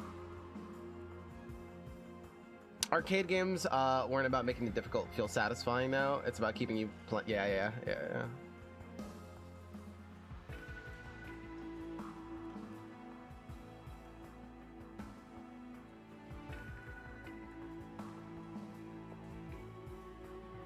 Anyway, sorry, I get too distracted. There's a couple different plays we can make here. I think Space Prism on Holdover is pretty epic. It can allow us to do double incant, like draw incant and armor incant. But besides that, I don't know if it's the most important thing in the world. We could look for damage up and do Mind Collapse. Mind Collapse every floor means card draw. It could mean free mana, a free 2 mana, because we get the 10 damage up on it. It's backline ping.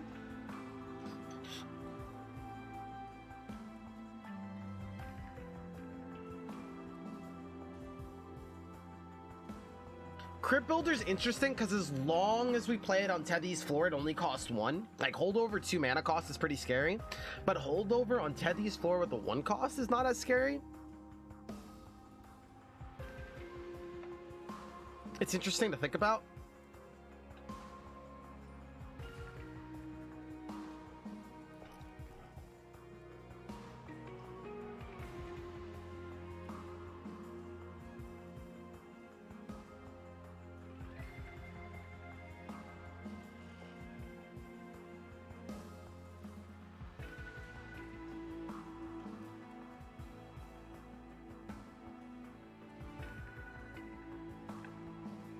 It's possible.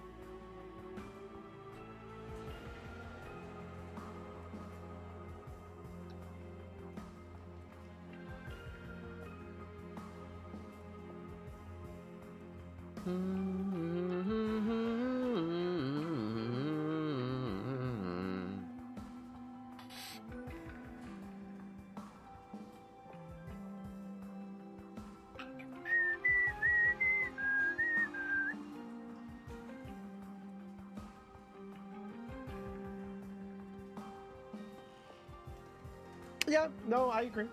I'm not arguing it.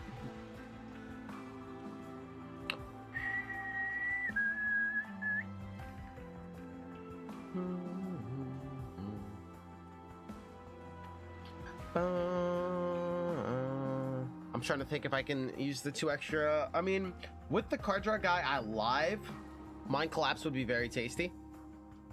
But having this have holdover and guaranteeing having a spell ready to go after we play a lot of spell damage could be very important.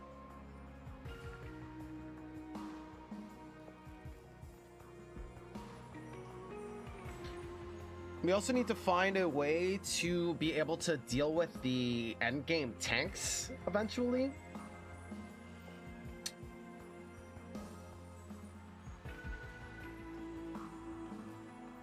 But I guess we're hoping Overgorger will kill them by that point.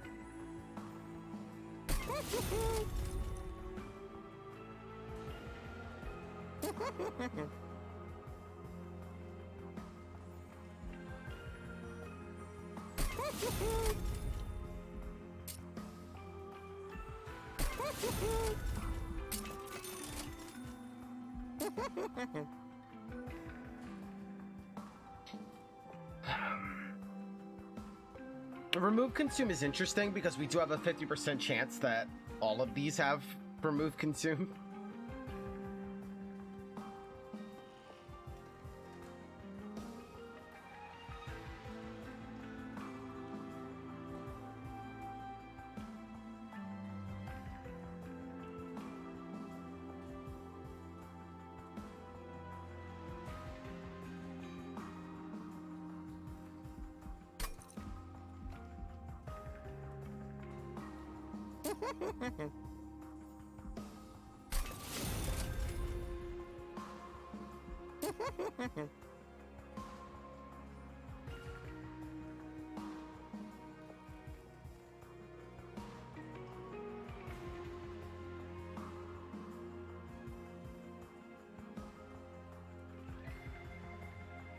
Titan's Tooth becomes a big deal during the boss waves.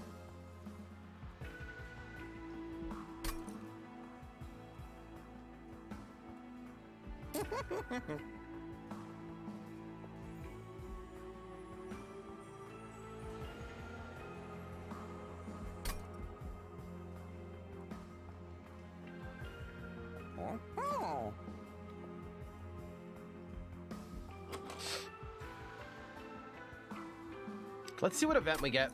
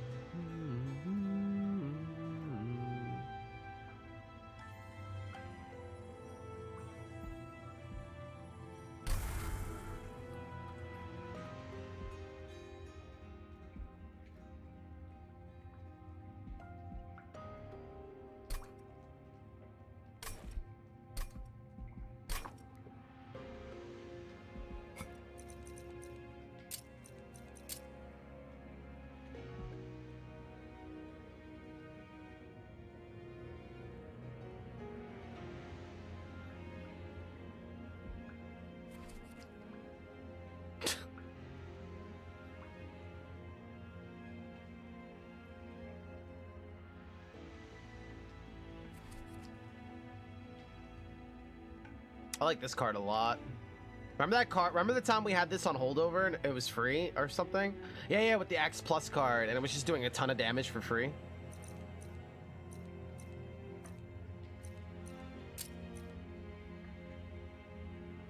Yo, if we get a Sap Totem,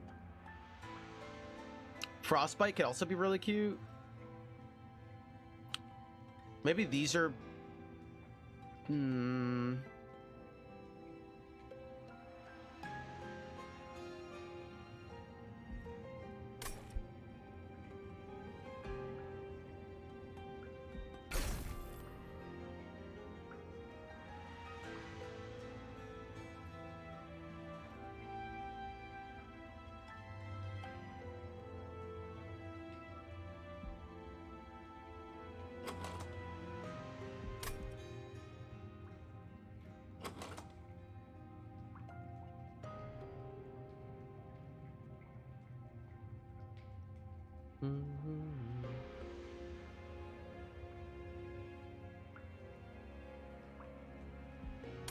You know, this is an interesting play.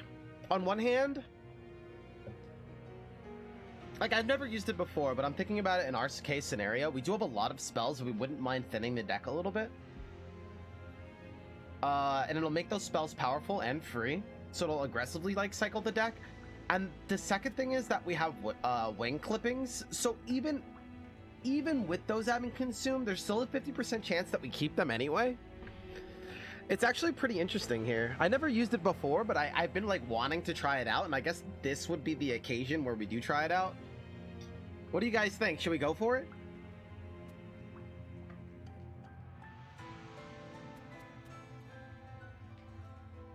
So it speeds you up, and it could potentially get some garbage out of the deck. Like, odds are, we have the most copies of Shade Splitter and Frozen Lances in the deck, so those are the cards that it would possibly snipe. Or those are the most, like, those are the most odds that it would probably snipe. And I'm trying to think, like, worst case scenario, it does snipe like Titan's Tooth. Whatever, at least it's free, we get value, we get ahead. If it snipes, like, Hellsickle Crystal, that becomes very scary, but we don't have to play it, I guess. You know, like, Crypt Offering, like, it could snipe some other things, but I don't think that's the, like, there's still a 50% chance that we don't even lose that. It could also kill us, yes, but for, like, so what would be, like, us, what would it look like killing us? I'm trying to think of, like, the worst case scenario, right? Because a lot of our spells and stuff have consume anyway. What would be the worst possible case scenario? It pulls Hellsickle Crystal at both of our Titan's Tooths? Is that, like, worst possible case scenario? And in that case, we just hope that What's-Her-Face freezes them and we just hold on to them until the boss? Like, what does worst case look like?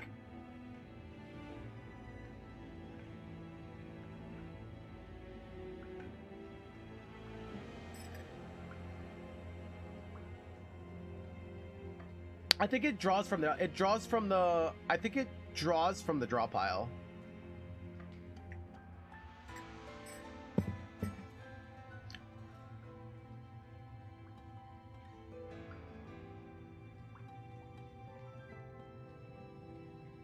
Well, that's why I'm asking, like, what is worst case scenario? It pulls both of our Titan's Tooths that we are having a very hard time playing anyway.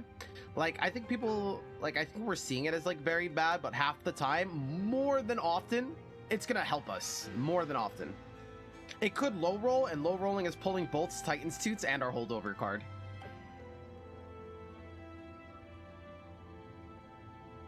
That's what I'm saying. So, like, worst case scenario, is it, like, even if we, like, really, really high roll worst case scenario,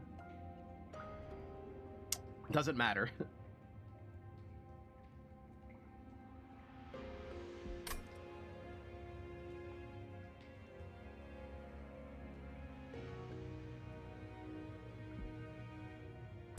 Let's try it.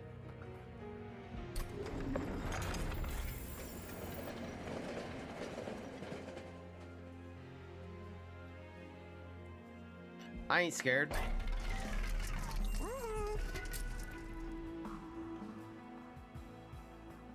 So removing consume on any of this stuff is probably a waste of time, since we're probably going to put consume back on it. And we have, like, wings, so, like, I guess that would double not make sense.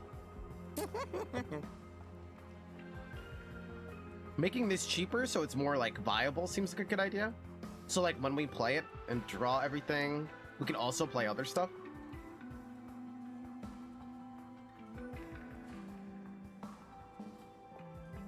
Making Titan's Tooth cheaper in general sounds like a good idea. It gives us other options against the boss. Like, these are very good against the boss. Do we purge a card or do we save money? We might even hit up another Merchant of Magic, so maybe we just chill out.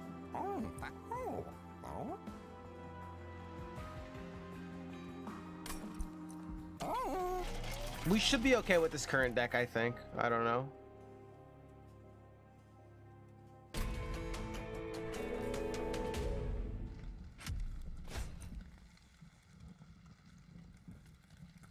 Five spell shield is going to make things pretty rough for us, but we knew what we were getting into.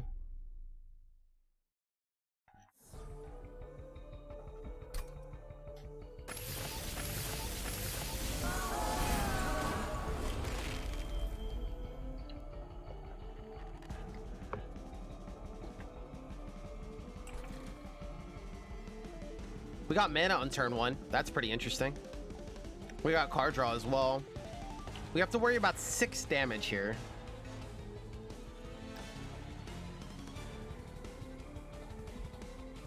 I'd rather play the tank down here. I really don't want to play like him down here. I'd rather play the tank. How do we pull that off? Just got off work. What up, Atlas Jester? Welcome. Thank you for joining us. Thank you for joining the party. How was work? Take a load off. This needs to get played. So this is 2 mana, 3, 4 mana right here. So then we don't get to play this.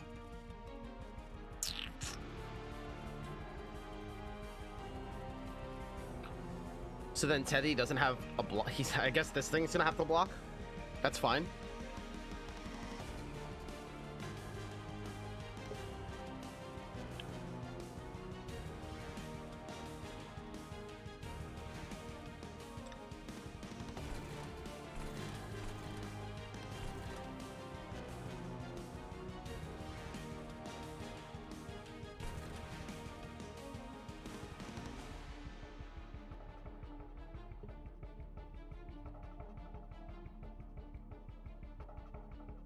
Lost motivation about 2 hours before the end.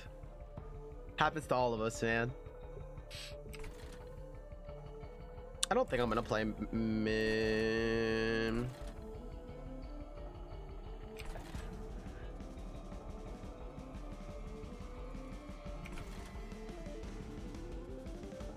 We could. It does buy us more time.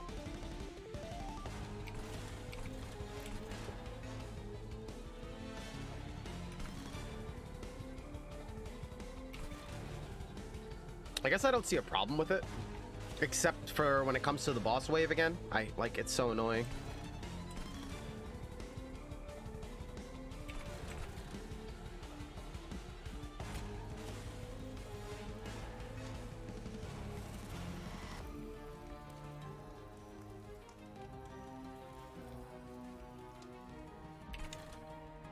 We should be fine as long as we start applying Frostbite. Your phone's gonna die? Alright, man, see you. How the run's been treating you? Really fun today. Really fun.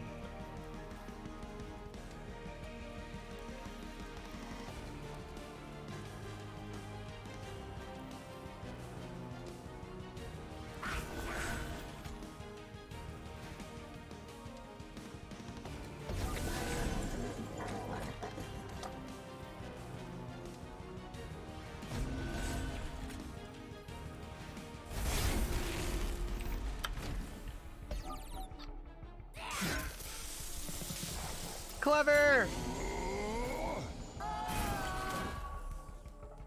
Well, that wasn't good. Okay, this is this card's chance to shine. We have some good stuff here. I'm so happy we put health on him. This is why we didn't greed out. Alright, this is the card's chance to shine.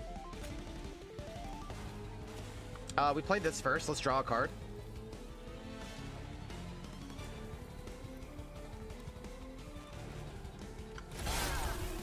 Okay. Nice! Nice! I mean, odds are this is what happens more often than not, right? Because we have the most Frozen Lances in our deck.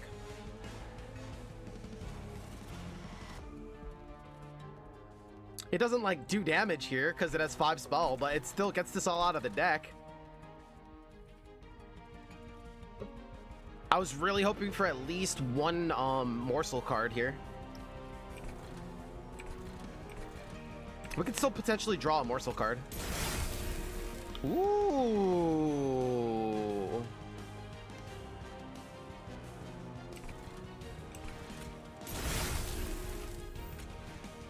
Probably gonna happen.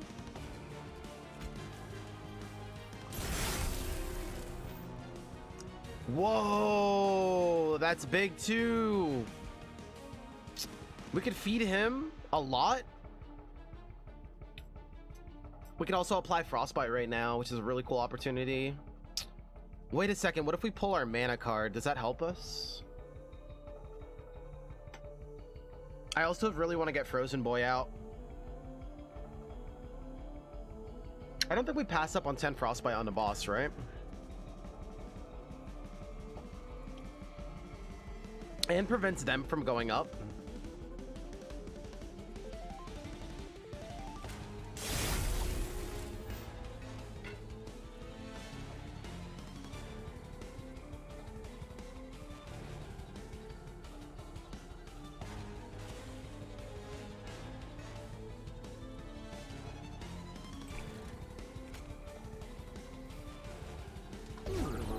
That was really cool. You know how many frozen lances we just got out of the deck?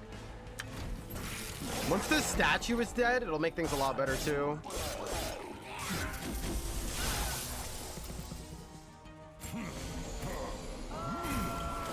These in-camp people are going to be a little bit of a problem. Ooh. How many more shields do you have? One? We also have our mana spell. Alright, how do we pull this off? We need a damage spell. We need a damage spell.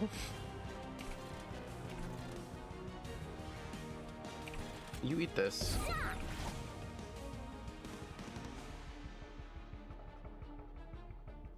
Damage spell? Damage spell? Damage spell. Damage spell? Well, this is not going well.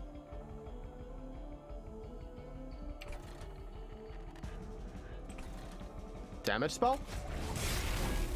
Well, this is not going well.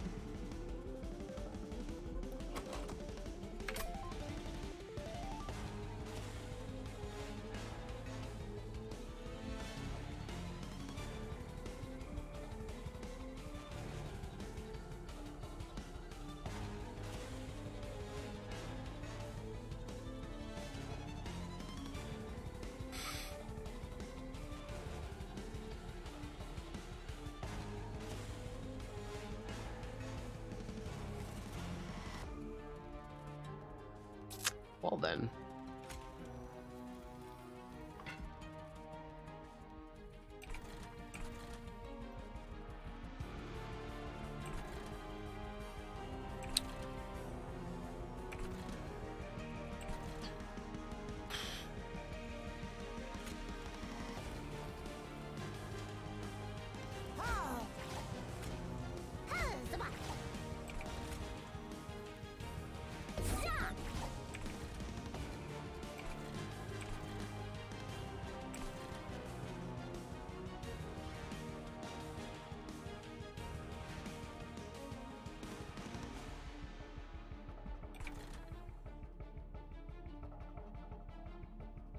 I could kill this statue, but at what cost?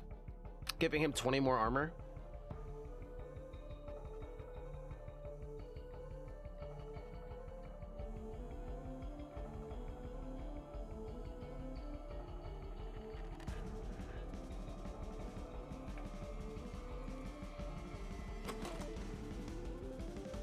If we draw into this, though, that helps. That would be 1 mana here. We draw another card. Then we play this. To kill this, he gets 20 more armor. We draw 2 cards. If we don't draw into this, though, he gains a ton of armor and we make no value. That doesn't sound good.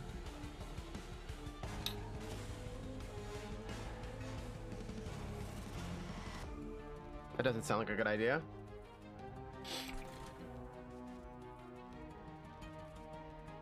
This is dead this turn, and we can't do anything to it.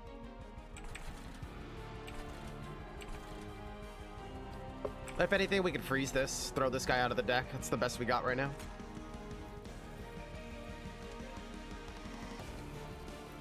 Yeah, it's already dead.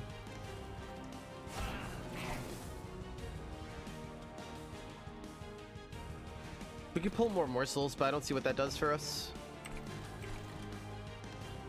It's fine. We're fine. Even if one gets through. Next turn, we can at least do damage. Okay, we froze that over. That's pretty nice.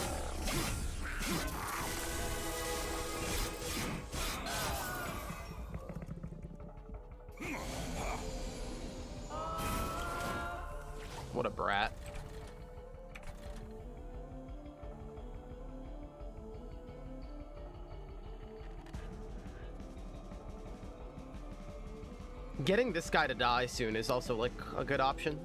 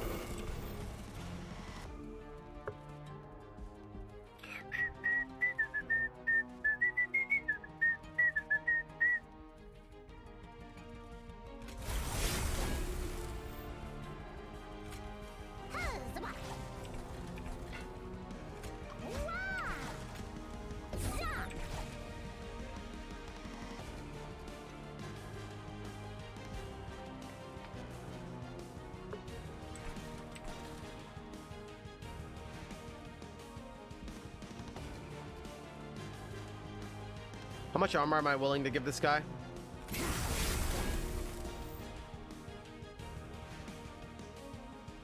Enough. We can get this to die and feed this guy more.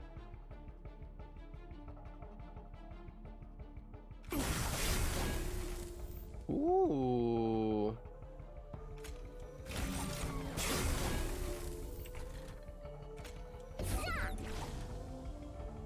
That's fine. Now we can stop feeding him.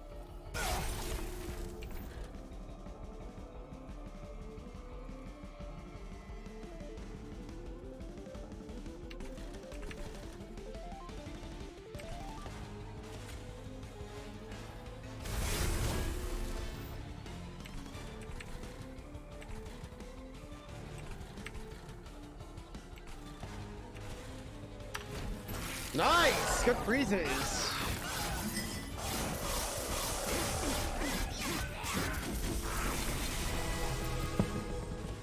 We have the holdover lance as well. Oh, we do have a sweet boy coming. I'm glad I armored. Oh no, he has harvest now. Okay, never mind, never mind, never mind. This is nice. We hit some really good freezes. Tech 9.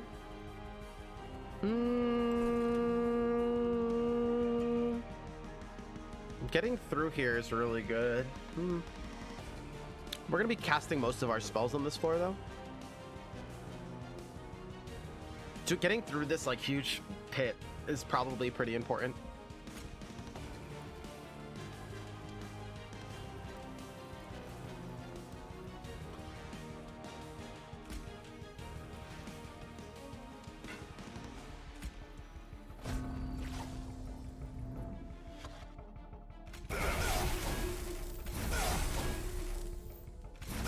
Oh my god, wings are so good. This is crazy. More frostbite? Let's go. Oh my god, dude, this is so good.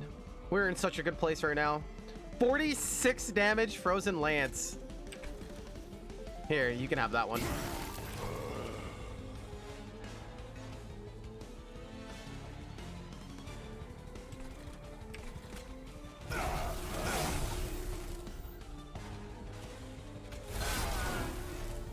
Oh my god.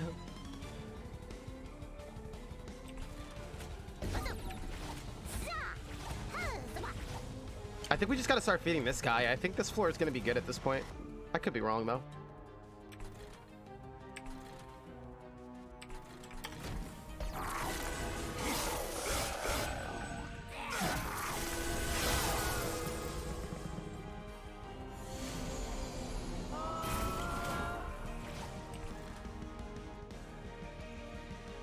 This is a good freeze card, if we could pull it off.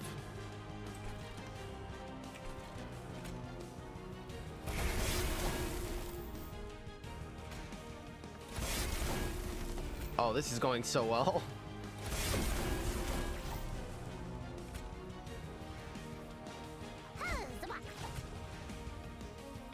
Actually, are we gonna be good to kill this boss? I don't think she'll... I think we're fine. I really want to start feeding this guy. He's our late game plan, right? She hits for what? 3? She hits 3 strikes at how much damage?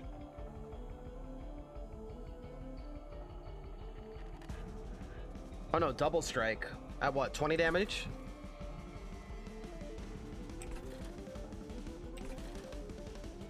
I think we'll be okay. I think we start feeding our boy. 20.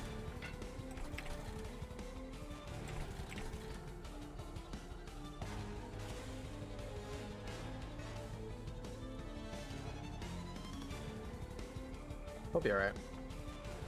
What up, Die?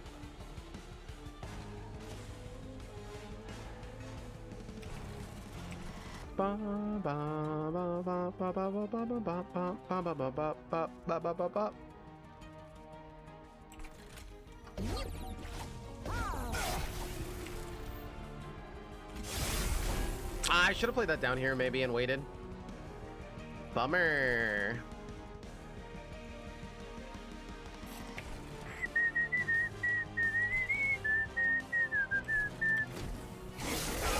Putting Frostbite on the boss is a win.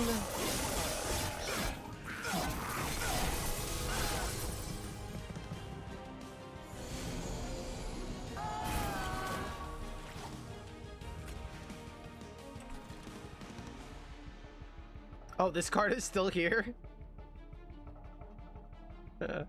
That's hilarious. Yeah, but we could have froze it. We could have froze it. The Titan's Toots on her is a big deal.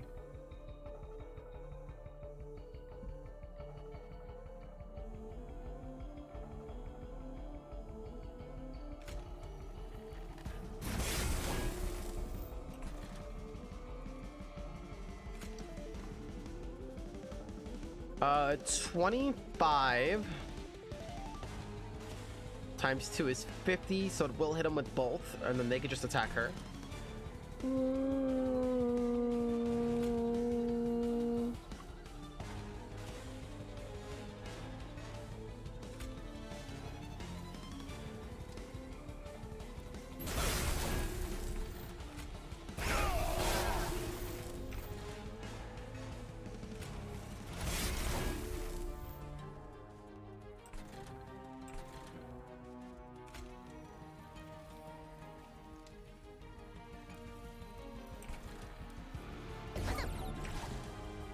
I kind of want to play this and see what happens.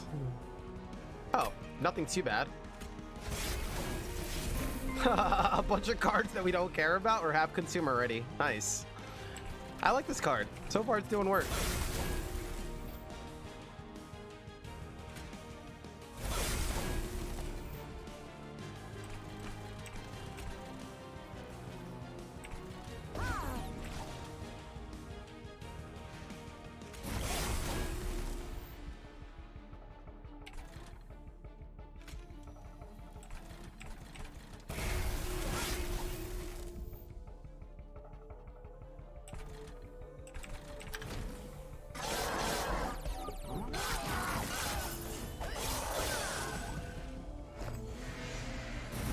I think we're more than okay now.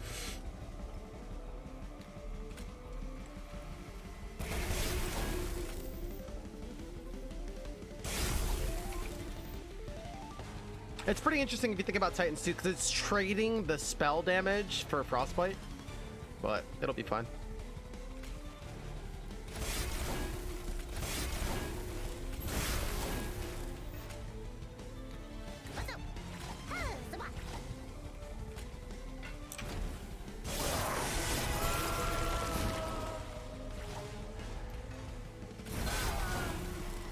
Nice! Also another perfect time to get it.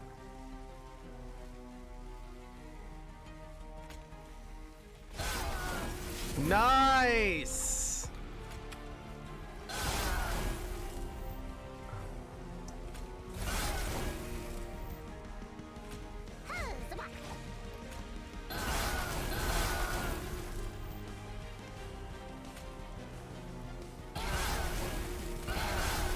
Oh my god, dude.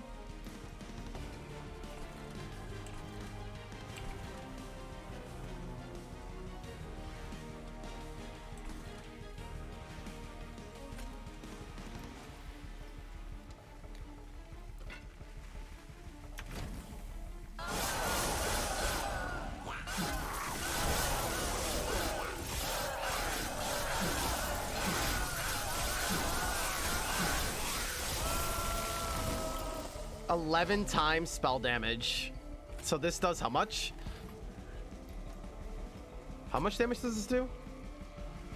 Whatever that was sick. But I wonder if we could feed.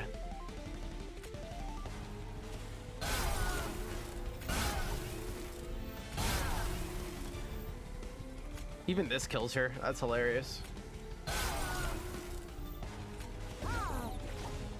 A little bit more.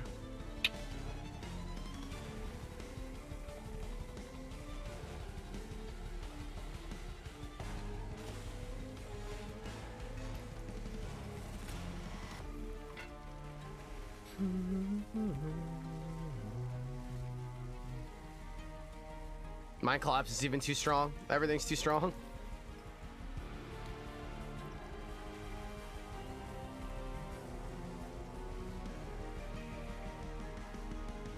Oh well, let's see how much damage this does.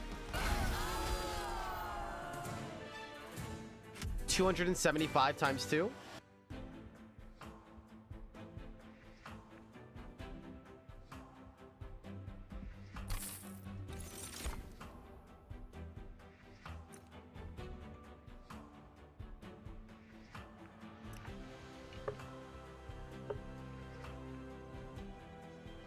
Multi-strike is really good on Teddy as well. Really good on Teddy.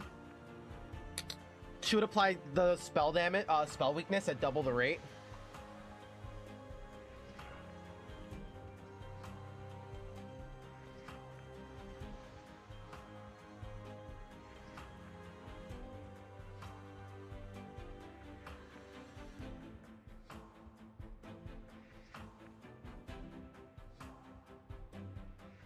It applies to the whole card, Koi. Yeah, not just the first hit. It applies to the whole card. So if the card hits 5 times, it's still gonna apply like to the whole thing.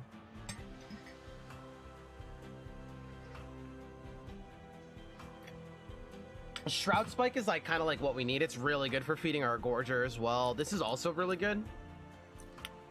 But this could do like crazy things.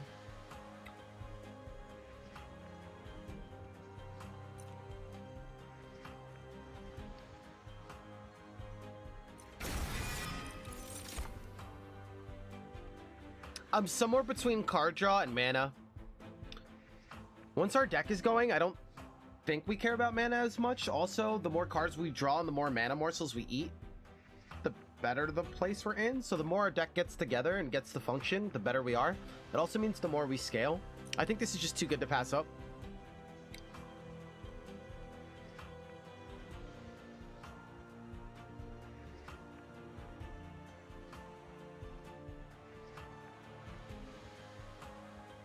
We have our deck in, like, we just need to do our deck faster, and that means card draw. Getting through our deck faster.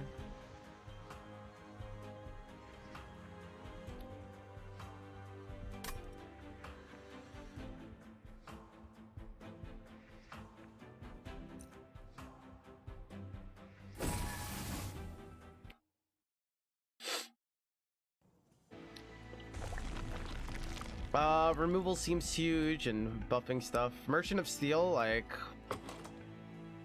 we don't have the best options right now. Buffing totems is cute, but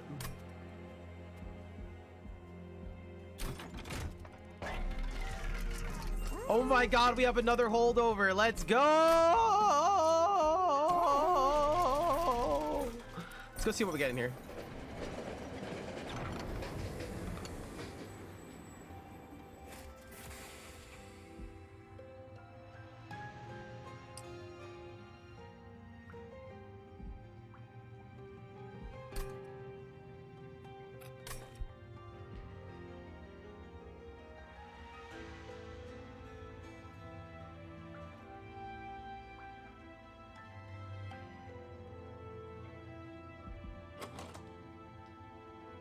So, Super Saiyan Train Steward?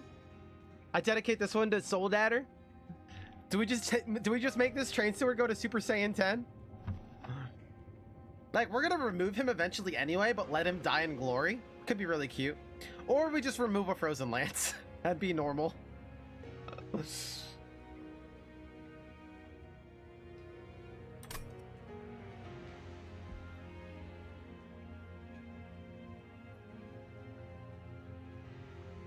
Should we let him live his dream?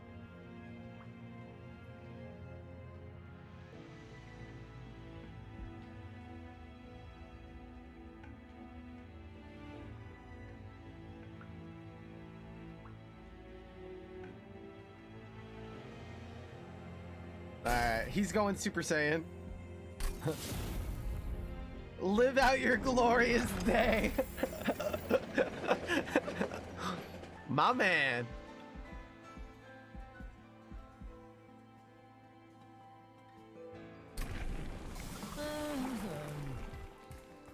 With card draw, minus spell automatically looks interesting now, but double the spell weakness, we got up to 10 spell weakness there. On average, you could probably go up to like 15 or higher.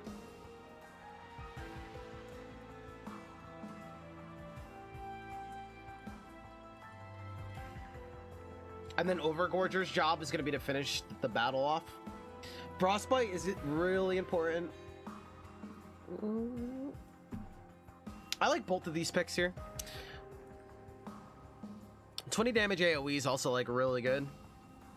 Don't let the dreams be memes. I think it's spell weakness.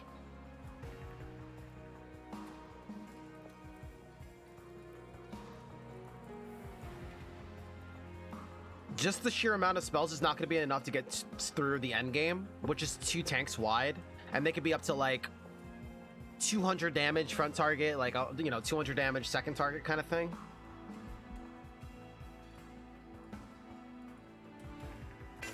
This might be better.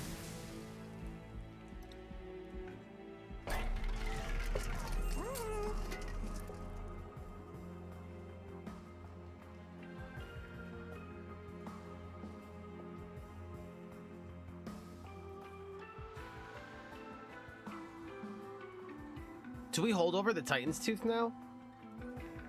For boss killing? Can I afford to hold over a 2-cost Titan's Tooth? Actually, it becomes a lot less threatening once we get what's it called in play. I forgot. Engine upgrade. If we get that rolling, all of a sudden, like, our holdover cards get a lot of value. Holdover on Gift of the Gods. No.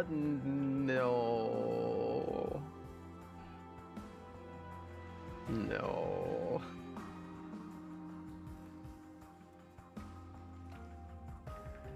It's either that or Space Prism. I think Titans.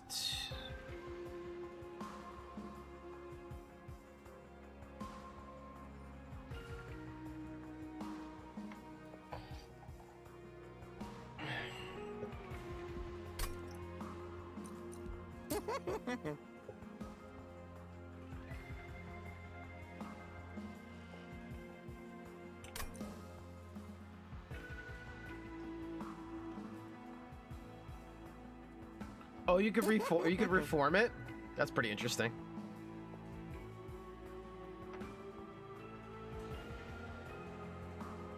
I'm sure you could, Hatless, probably. That's pretty interesting. You probably could.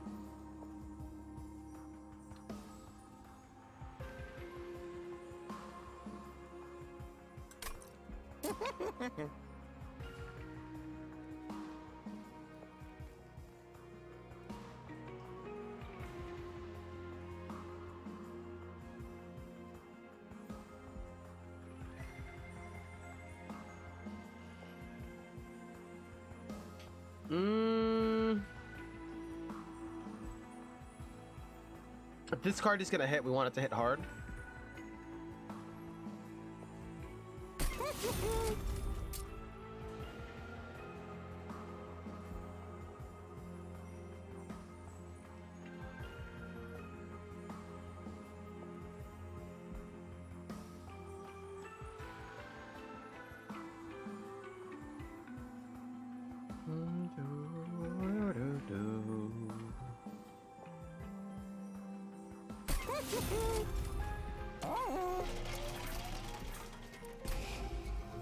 Well, here we go.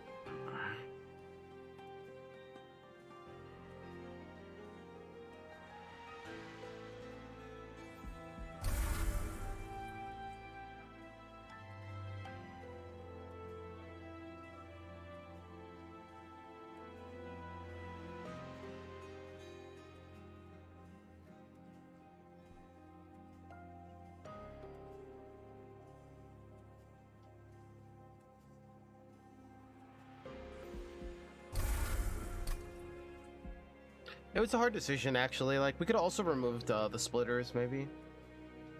I'm happy with that choice.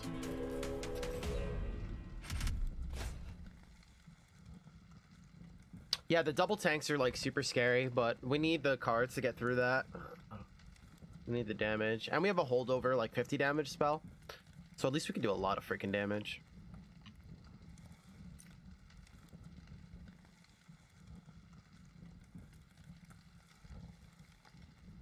Come on, spikes. Oh my god. And multi-strike? Dear lord. I think this just doesn't happen. Sounds like a terrible idea.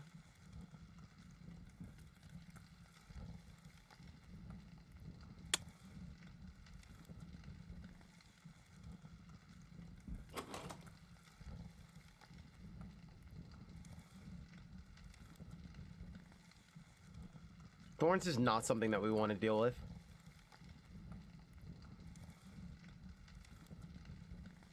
It's like worse than sweep for us at this point. It is worse than sweep. There's no way.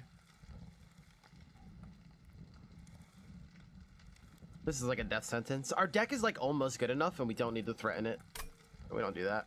As long as we get the collector, we'll still get $100. We could still remove, make our deck really good.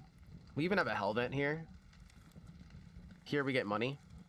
We'll still be around $200. We could probably buy like one relic, one artifact, if we get the collector. What up, Neck Neck?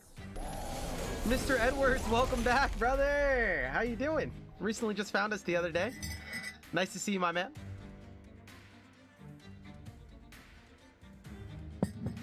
Let Train Steward kill them. Ooh, good start. What floor got shrunk? Bottom? Why does bot keep getting bodied? We didn't get our tank either. Wait a second. I thought the totems don't count for drawing. For the monster draw. Why would I draw both of these then? What the? I was told that they don't count, but now they do count. But in that case, why did the other totems get drawn at the very bottom of the deck last run? The last 2 battles ago.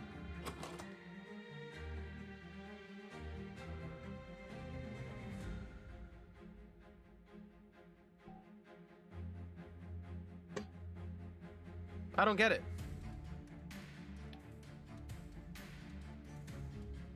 Yo, you beat 2 runs? Congrats! Let's go, man. What kind of runs did you do? These, I was told that these don't count for the monster drawing rule. Right?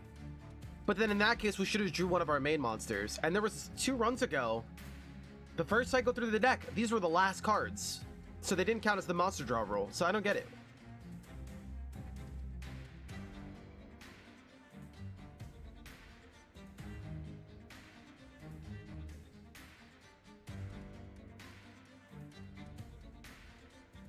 So then how did we... That doesn't make sense.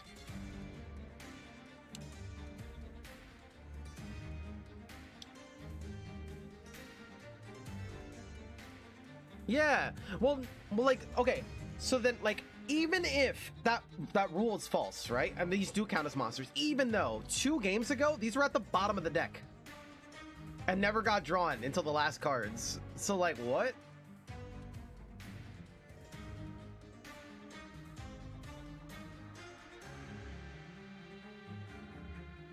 I think there's an inconsistency going on. It's not bad luck. So there either is the monster rule where like you're supposed to draw, so you draw the monster in every hand, right? As long as it's not like a Trainward Steward, like if it's an actual monster like from a flag, right? But these are not supposed to count. But now all of a sudden they count because we draw them in our opening hand. That's what I'm saying. So it's an inconsistency. It's not bad luck. If one of you guys want to clip it, I'm curious as to what's going on here. Anyway, I mean, we're gonna play around it, but I'm just very confused as to like what the rule is now.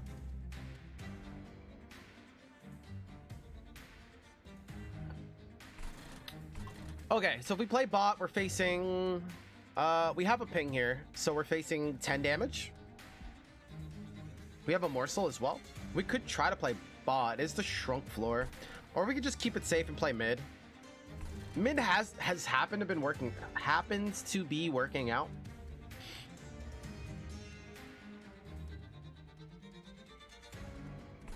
Oh, you think there's some kind of code where if we put a rune on it, it counts as a monster? That's very interesting. Like maybe the game counts it differently once you put a stone on it.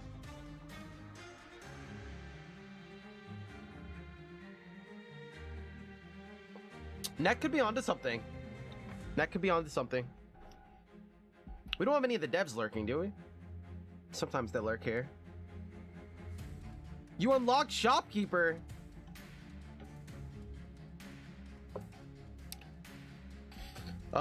What's the downside of playing floor 2?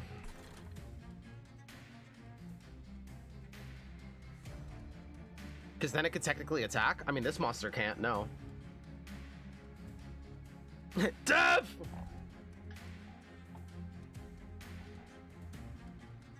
I mean, I don't think it should matter. A totem should be a totem and it should follow the rule, but that could be like something in the code where it's telling it that this is a monster, a unit now.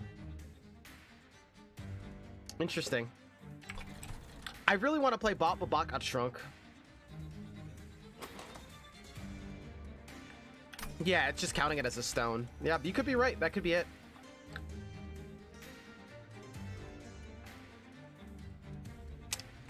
We're not gonna be able to play bot this whole run. We could actually play bot here, but I just don't know if it's worth dealing with.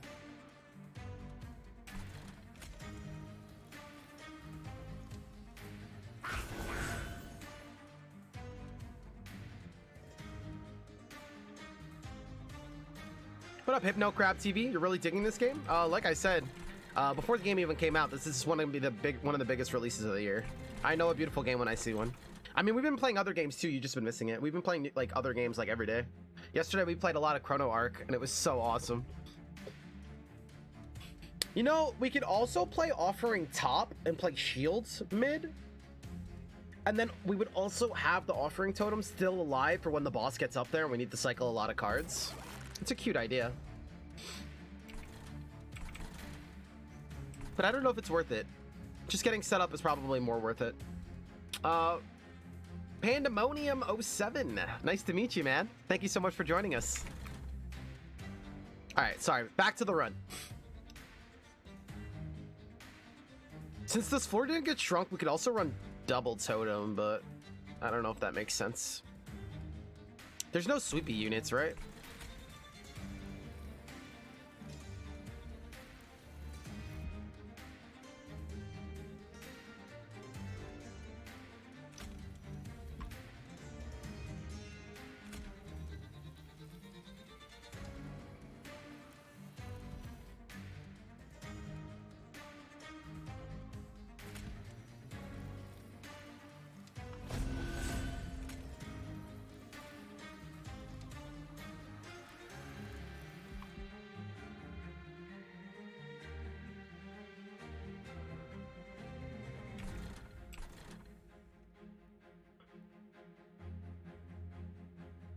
Well, let's see if this gets put back in the deck.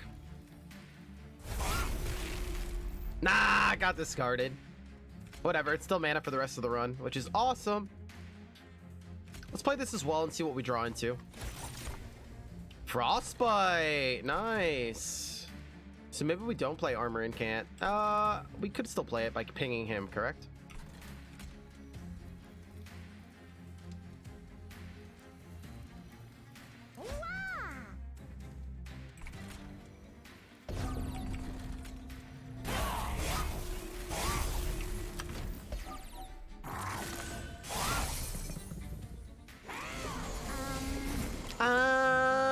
Now I gotta deal with you. We don't have the tank that we would like. We could try to draw into it by playing a lot of this nonsense. What's gonna be played here? You're probably gonna get frostbited. You're gonna get slapped.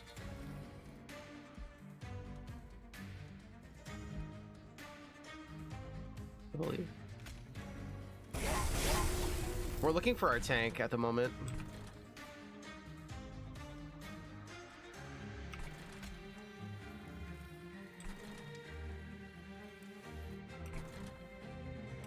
We definitely need to collect that.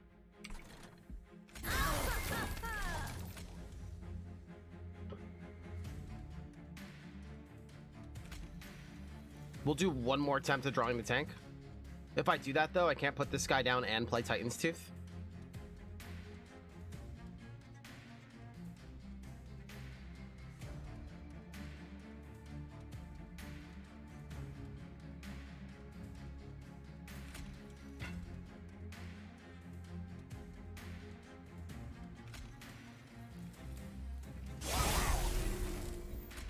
Wow.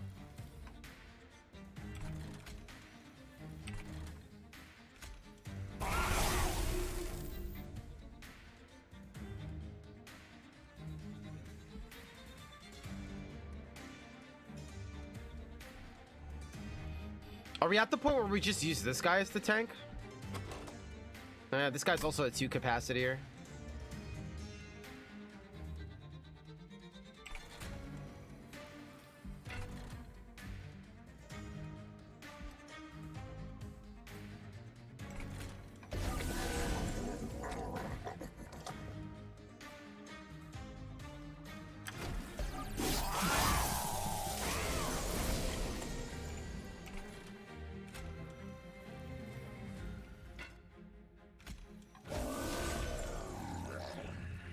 Well, we can't have him dying, that's for sure.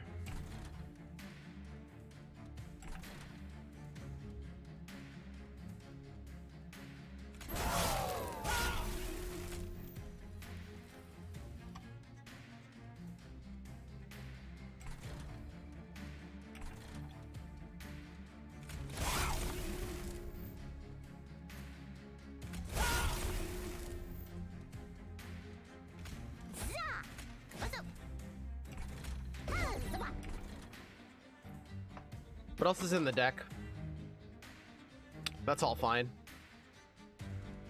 For the most part. 300 IQ plays incoming.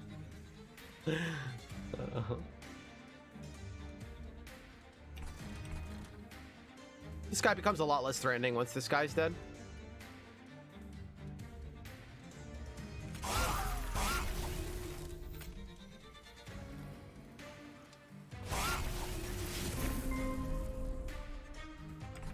I did pull Titan's Tooth, but I don't think we care.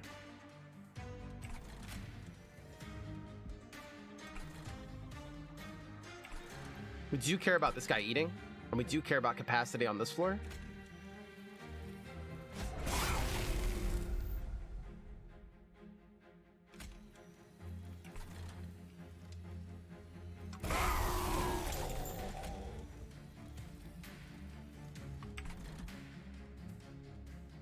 Oh, I ran out of mana. Whoops.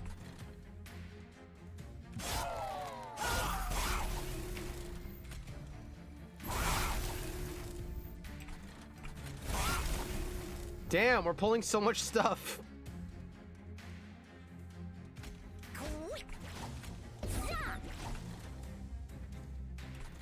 We're aggressively thinning the deck, all right? That's the strat.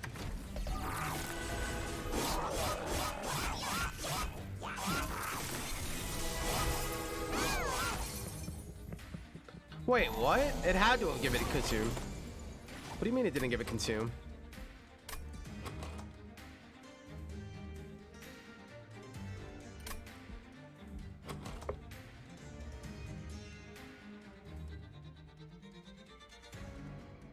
Oh my god! Oh my god, this prevents it from getting consumed! So it takes all the consume on the card every time it pulls it and then removes it. So no matter how much consume you put on it, when it pulls it out, this card's gonna remove it. That's the way around this card. Oh, we just figured out something new. So all you have to do is when you pick gifts of the guard, is you pick the biggest threats that it could possibly ruin your deck. Like you take the biggest threats and you put remove consume on it, and it can't add consume to it. But it could make it free.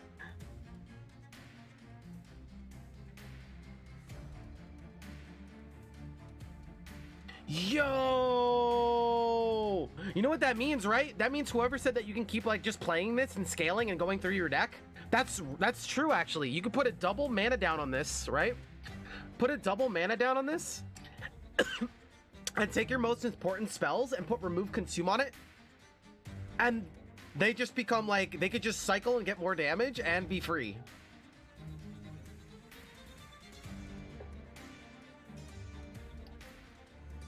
It prevents consume being added because it applies after the card is drawn.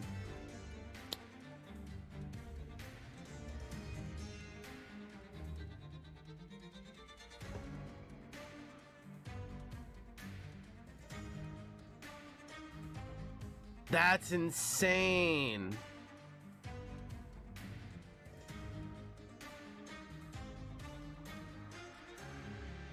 You know how big that is? If you have the spell that does what is that frost attack called, where it does 1 damage 5 times, and you go like a spell heavy deck and you play something like this, all you have to do is like try to get remove consume on that card, which you would have to put consume on it first, correct? So you put consume damage on it first, and then you put remove consume on it, and run a deck like this, and it becomes like so strong.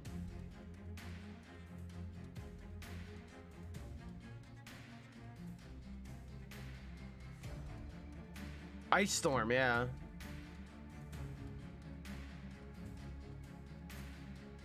It's hard to set up, but that's really interesting. Really interesting. I didn't even catch that.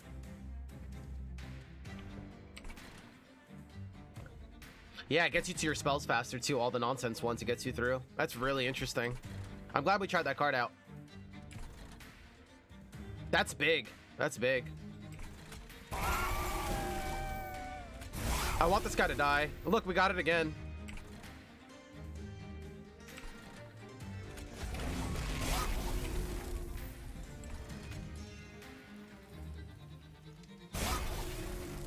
We got it again. If I use it now, it's gonna draw all my holdover cards though, right? Is it gonna pull the holdover cards? I'm pretty sure that's what it's gonna do.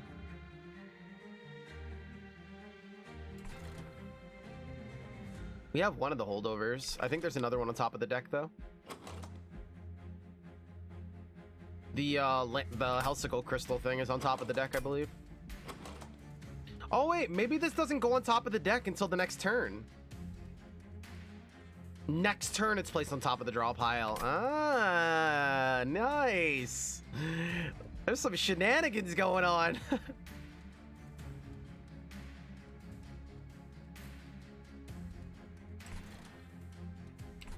There's some shenanigans going on.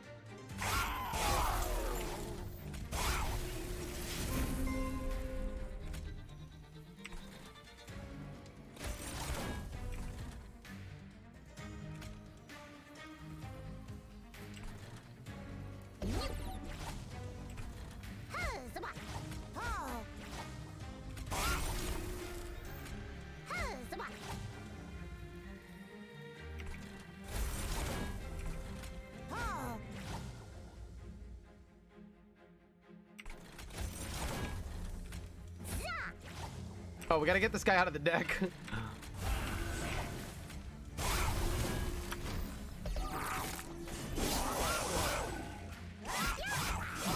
Trainward Steward, get him!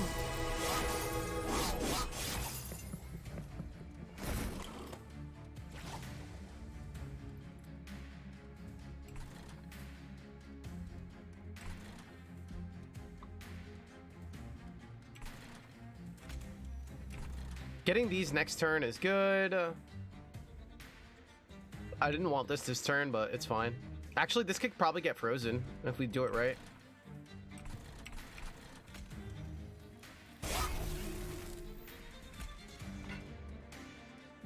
Or try.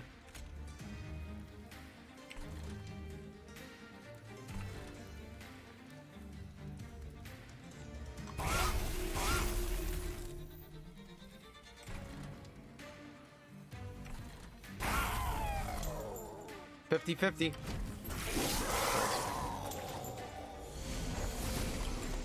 That's a lot of frostbite, dude.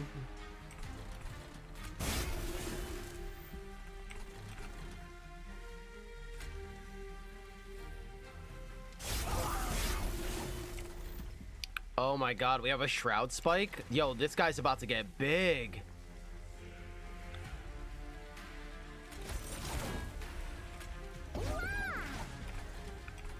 I need to at least play this though, right? Otherwise it becomes too greedy.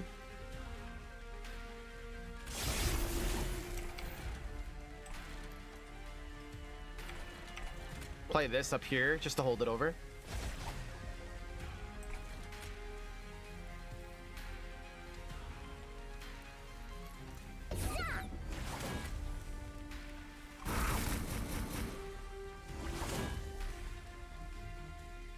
Get that guy fat. This is not even worth the damage.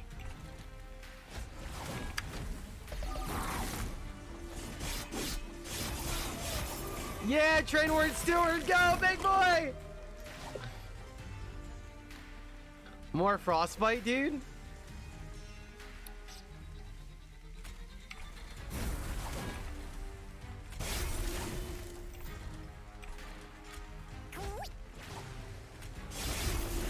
Oh my god, dude, GG's. I want to buff top as much as I possibly can.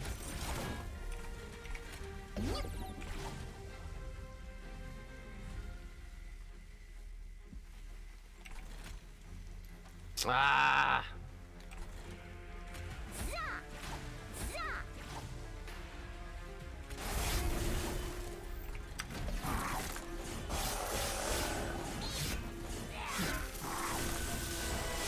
Got him.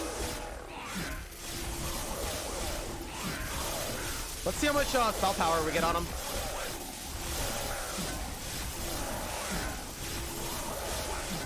Also note that this guy hits like a truck now because we're doing baby hits.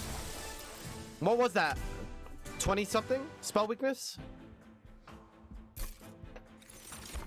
So no matter what, a spell would kill him, guaranteed.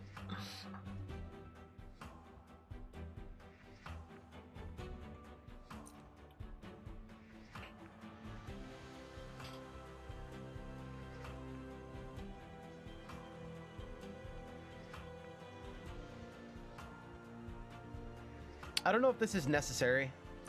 The way our deck's been functioning, it's not. Yeah, that was sick. Glacial Seal is interesting.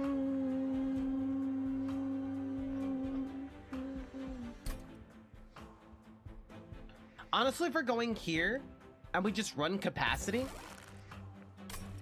we could even do Glacial Seal like Frostbite and get even more Frostbite on the boss. Unicorny. Oh my god, that name. Thank you so much for the follow, man. I don't know. Is it necessary though? Probably not.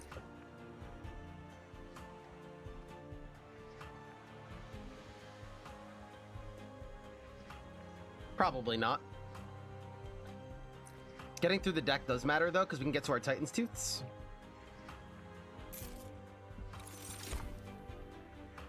Ooh. If I run holdover though, we're just gonna hold over this card, honestly. We're just gonna hold over the mana card, the capacity card.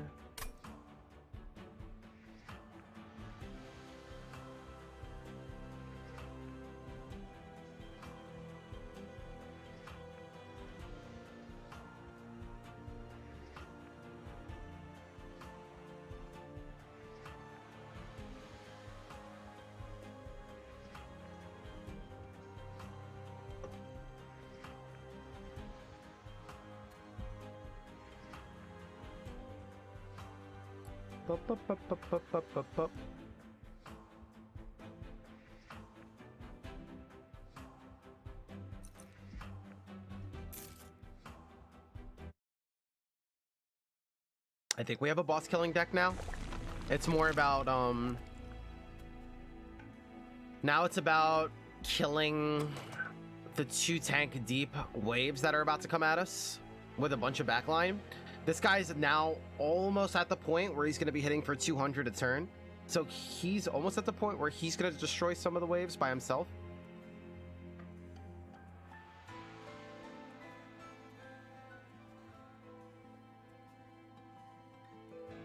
Like, hell venting him could also be a thing where we just put 2 of these on top floor and they deal with the waves that pass by, which is awesome. I think we're going to go this route. What are we throwing out of the deck?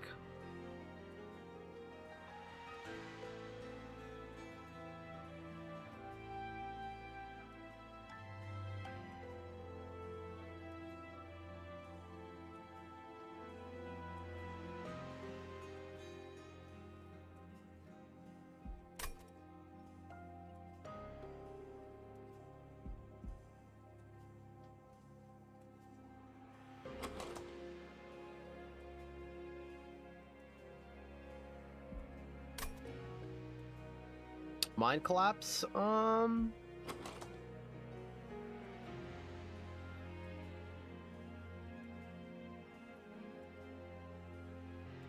It's decent. There's still gonna be backline that we have to deal with. I don't know. Titan's Tooth though does deal with them.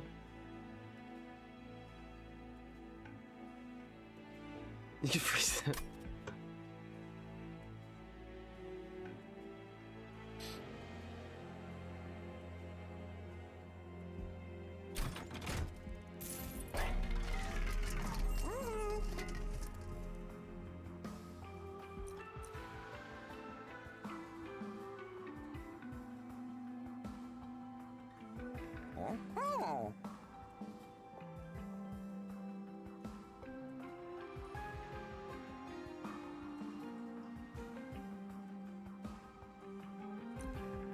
That's a killing option. This sets us up.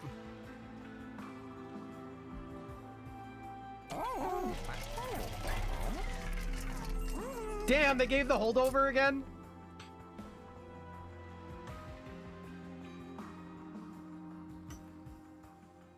Holdover Space Prism is one of the things that I wanted to do. I think holdover Shroud Mitosis is also really good.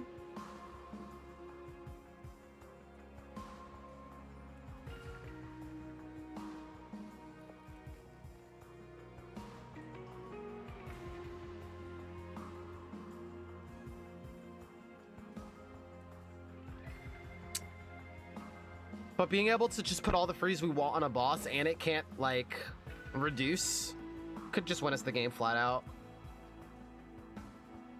What up, Vandal? I want to say we'll be okay either way. Like, it's looking like it's going to be a win.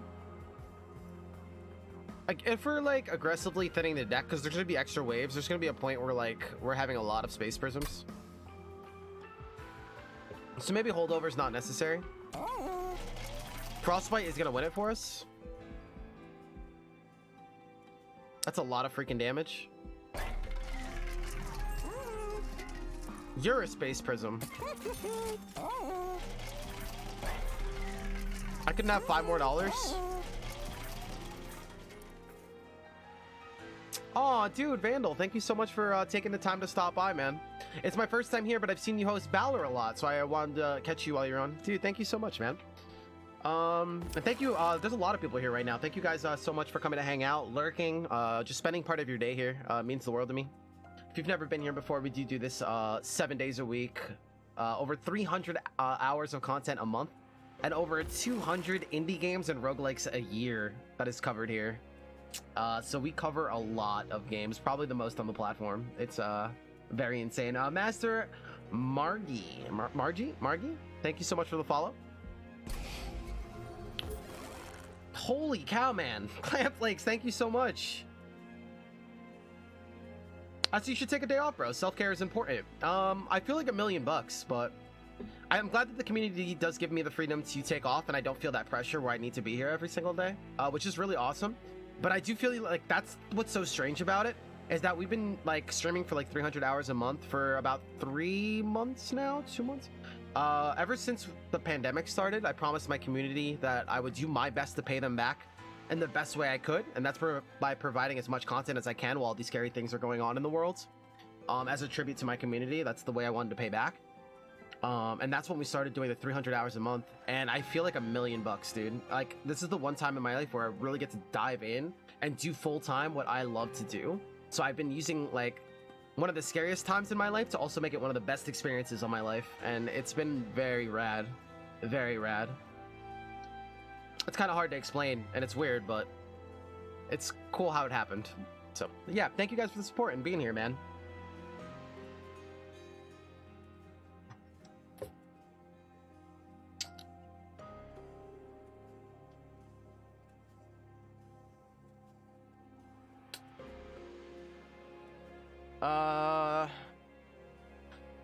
I like shade splitters. Like, getting shade splitters out is fine. Like, if these don't consume, like, getting to these faster is good. Getting to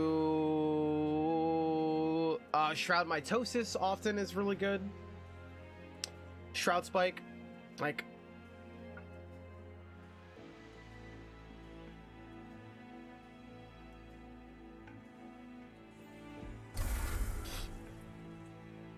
keeping Teddy alive and getting that guy, like, armor on that guy is important, but getting to the frostbite cards and stuff like that is just as important.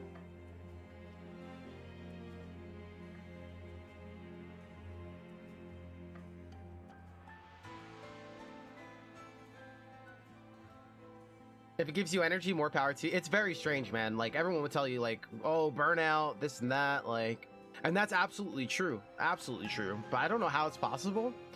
But, like, we just keep coming back full energy every day, and then I'm like, all right, I'm gonna take a day off later. I'm gonna take a day off the next day. And, like, I'm just like, no, man, I just want to keep going. I don't know. I definitely, like, I definitely enjoy and love the time that I get to hang out with you guys, and I think that's what it is.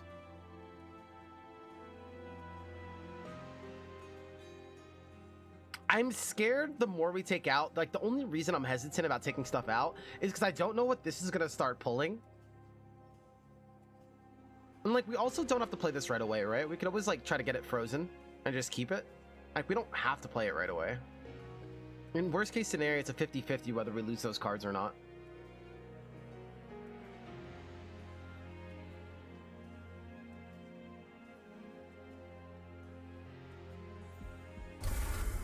I think we have a pretty solid deck. I don't really know how we lose, but...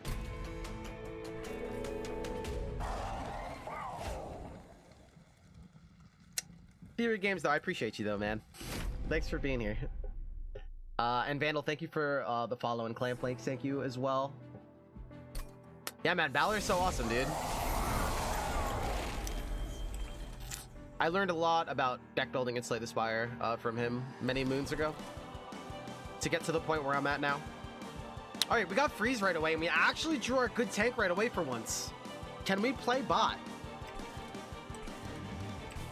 What got shrunk? Mid? Can we actually play bottom this time?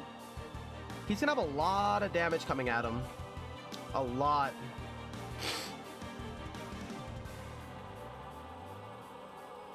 A lot.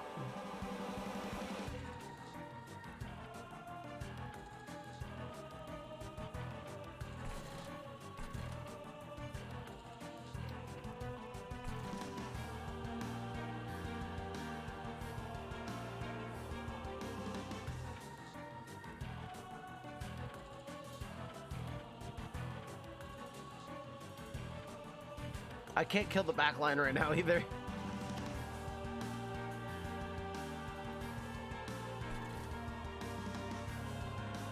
I don't want to play mid.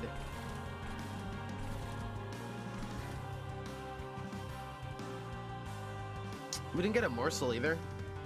If I got a morsel, I could probably like pull off some shenanigans with Spike.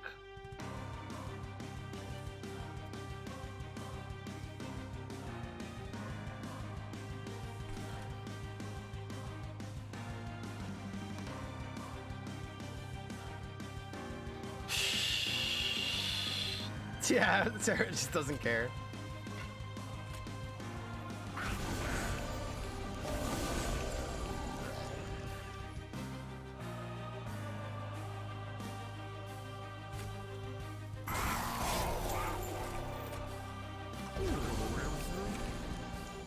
Okay, so we get the freeze Spike, which is a big deal.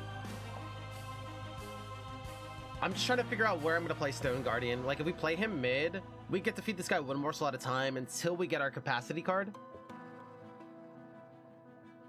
If there's not sweep, is there a huge reason to put Guardian Stone here? He doesn't get to play sweep, right? Does he? Or does he play the sweep people? I'm not really sure. He doesn't play sweep Ember Drain. We know that. Does he have any sweep people, Sap Seraph? I'm not really sure. And even if so, Spike gets us out of it.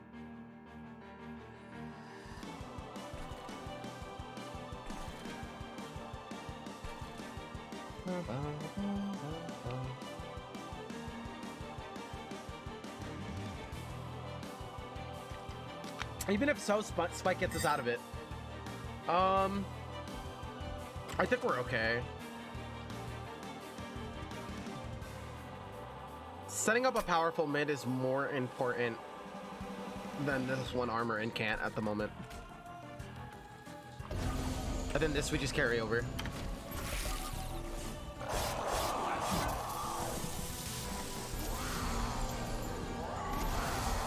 What a little brat.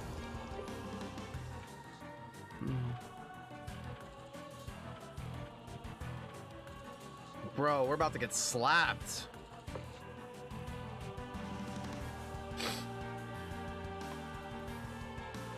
We have no damage at the moment. All right, there's still a way out of this. Shade Splitter into Spike does a lot of spell shields. We do have to play this guy top though, so at best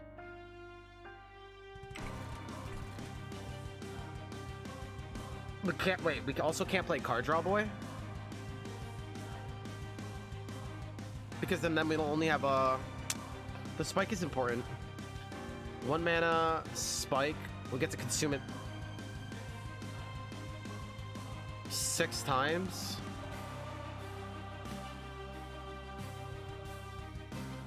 At the cost of not putting this guy down. This guy has to go down. That's 2 mana to play something with. We need to get a morsel as well. That's 1 mana. Nah, we won't lose. We're okay. This always happens. When you get to this late game, things get scary. We also didn't get any of our, like, damage cards. So that's part of the problem. We don't have any of our Titan's Tudes. Like, there's just a lot, there's a lot of things that could help.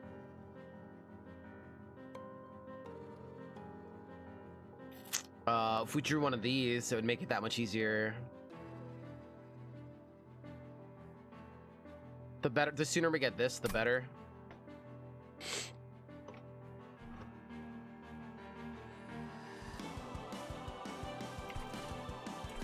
He has to go down. So I think we have to play Spike with 1 mana and just hope it doesn't consume. It's still 2 spell shields, and then he'll take 30 damage and still survive.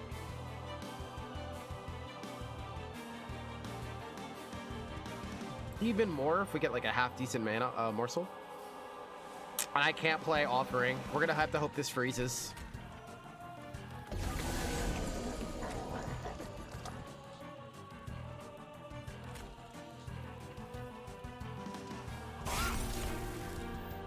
I guess another option would be to tank with 2 morsels.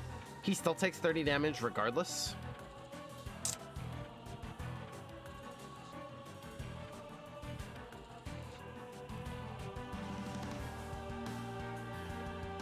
Offering can soak damage mid. We would also have to put him in front.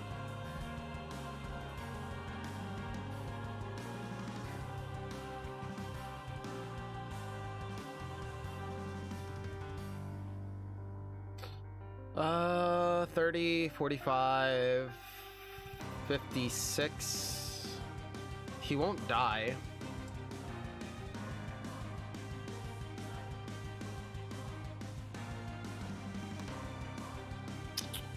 It's an idea. I guess what do we value more? Being able to card draw and get set up for a while? Or Shroud Spike? This floor is not too scary. Like, we're about to get a tooth, hopefully. So at least we have, like, some kind of break period. We'll still get some value out of offering as well. Not only that, if it eats morsels with health, we get more value out of it. This guy needs to eat.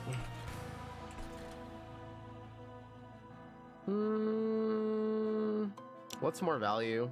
I think the Gorge card is probably more value.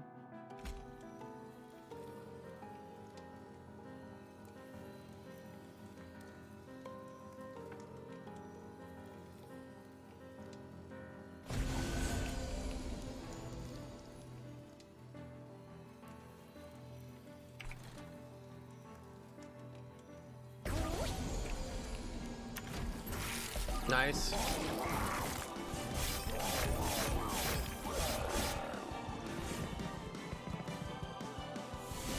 Wait, did he not sweep? He had 0 damage? Oh no. I guess he had 0 damage. This is not good. Oh, we have 2 Titan's Tooths at least. Oh, and Gratitude. Okay. Damn, we have a lot of cards here that we need to play. Okay. This will hold over and make top floor not scary.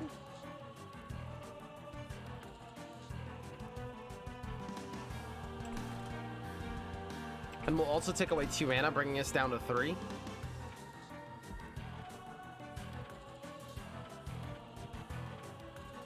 I do want to play this. That brings us down to 2. Then we have the Titans here as well. So we don't get to play that. We hope it freezes.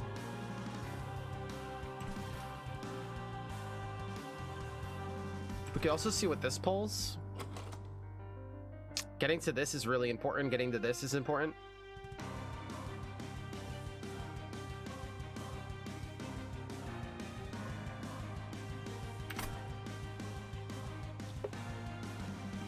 Is it more important than killing these 2 backline people? I don't think so.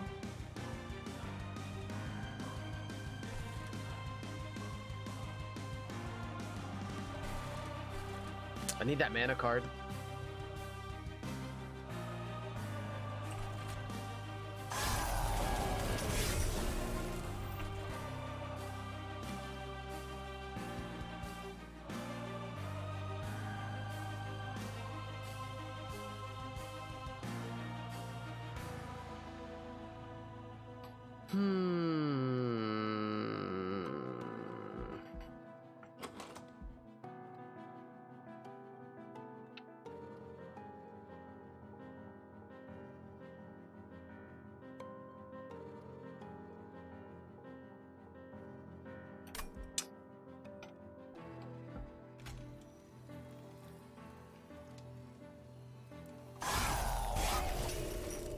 Interesting.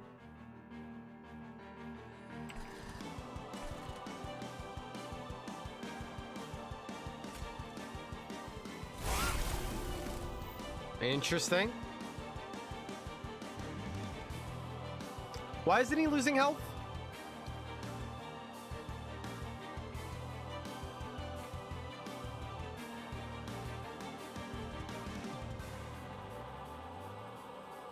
I just used 2 spells and he's still at 9 HP.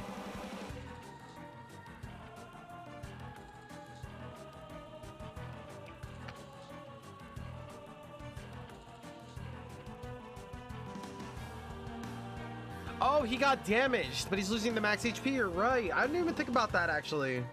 Like, I knew he loses max HP, but I've never used him as a tank before.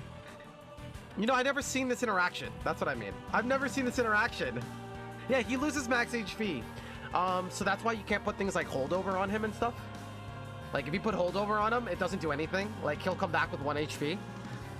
But I've never used him to tank and then still tried to get his value out of him. I never thought about it in that way. That's interesting. Yeah, holdover, like, endless doesn't work on him. I just never seen this interaction. Like, I never thought about it in that way. That's pretty interesting. Because I'm like, oh, if he tanks, we don't get the card draw. But, like, you still do, as long as he doesn't die. Yeah, it's pretty interesting if you think about it that way. That's actually really cool.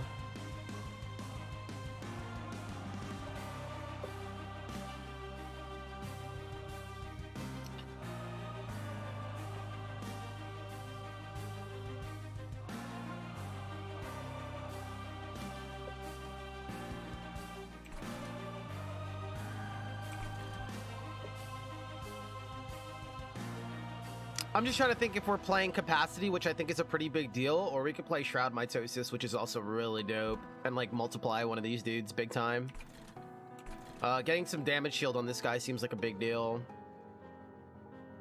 We also don't even have room to put all these guys down, so maybe that's not the play and we'd go capacity here.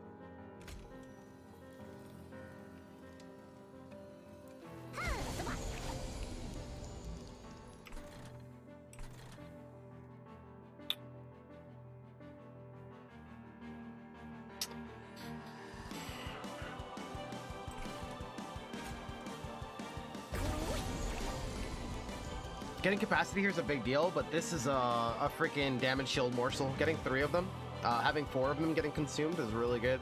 That's 8 damage shield. 8 damage shield instead of capacity. That's still probably value. That's probably better than the capacity. If that freezes, that's even better then.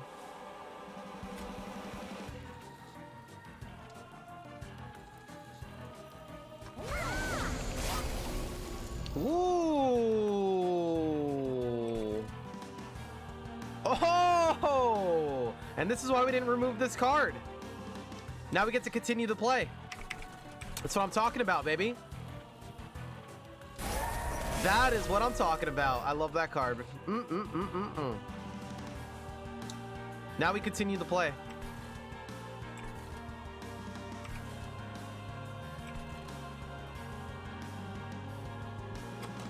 Do we cycle the rest? Getting this in my hand is really important. Getting this in play is really important. Getting consume on this scares me. I also don't know if you can put consume on this. Like, if you put a holdover gem on a card, you can't even add consume to it, can you? So I wonder if like this would also prevent consume. I doubt it, right? I doubt it. It'll just throw consume over the top. That trick only probably works with the...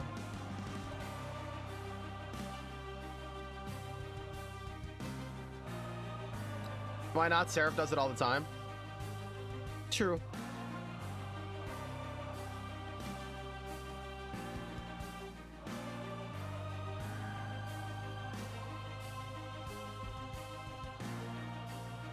I really want to get to this card, but I don't want to. Is it the end of the world if we draw that?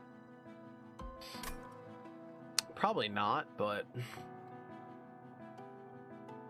to it for science.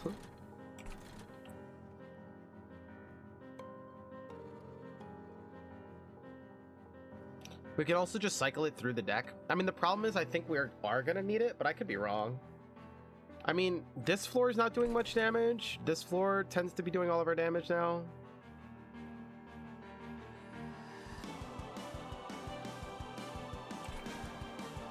If this guy gets a little bit beefier.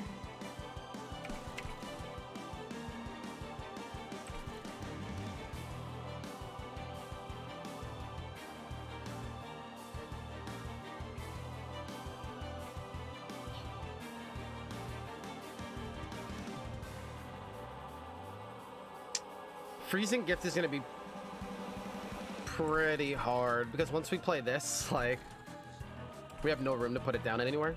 They're all just gonna die. We could try to snipe gift.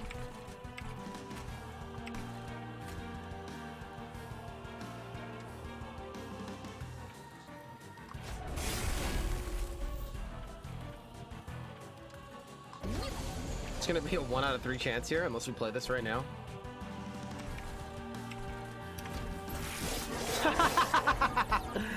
All right.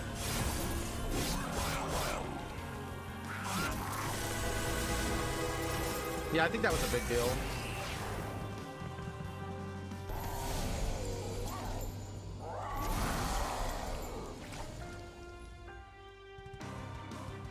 One out of 2. No, it could have freezed the dead weight.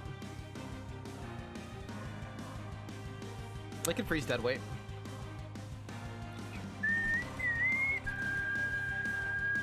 Finally!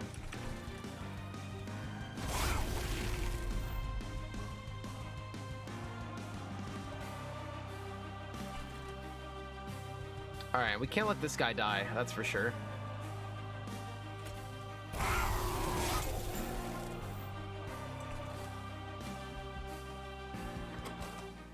Pulling the rest is not a big deal.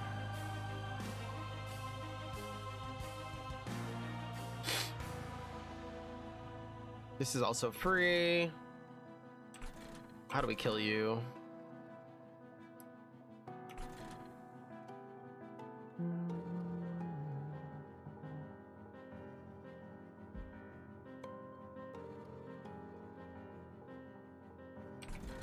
Frostbite on the boss is usually a big deal. That'll give us 1 mana to play with. We could smack this guy in the face.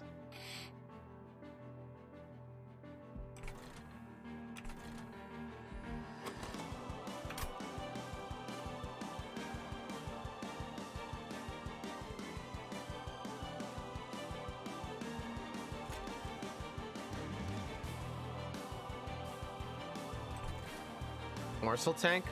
Yeah, that's probably gonna happen. This is 2 mana though, and then we only have 1 mana to do anything with. That hurts. We gotta see what this pulls. Or we just play this up here, actually, and then he'll well, 50-50. I do want to start stacking Frostbite.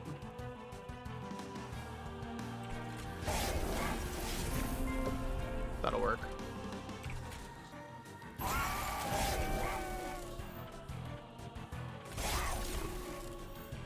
See, now they're in the discard. Oh, we didn't redraw. Oh, that worked out perfectly, actually. We didn't redraw the deck yet. We have 1 mana left. I want to get Frostbite out to hold it over. I think.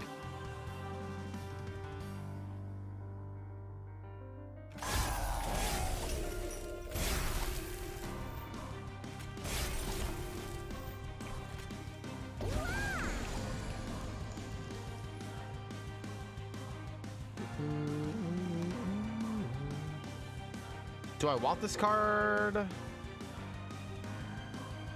I don't believe I do. I also would rather this freeze.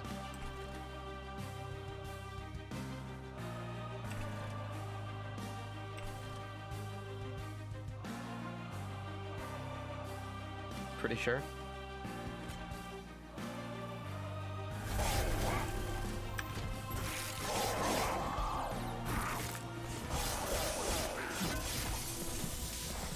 What do we have? 5 mana next turn? 6?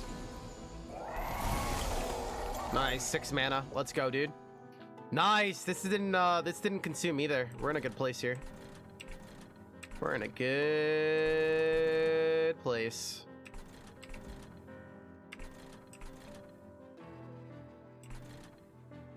You're dying to something, right? You're probably dying to this. Frostbite on the boss is gonna be epic.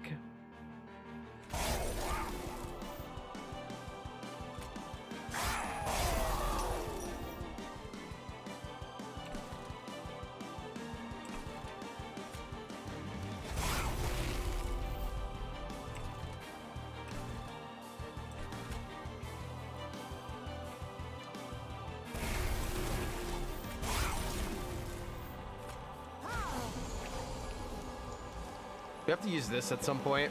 Maybe now's not that time though.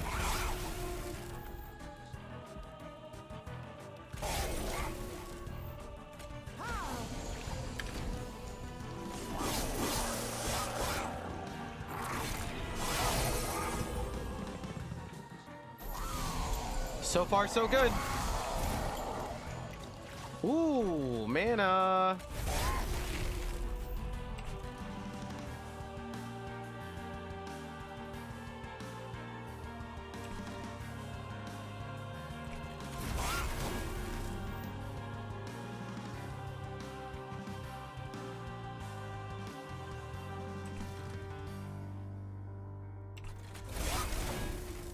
Ooh.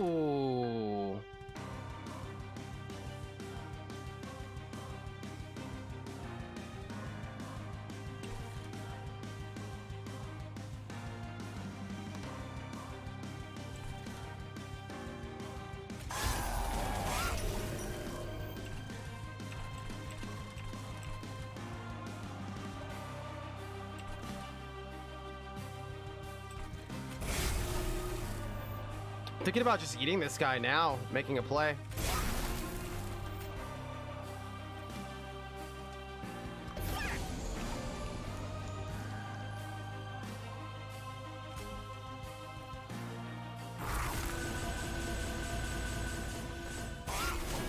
Oh yeah, he's big. Oh, he's real big. Shave off some damage. We're feeling golden.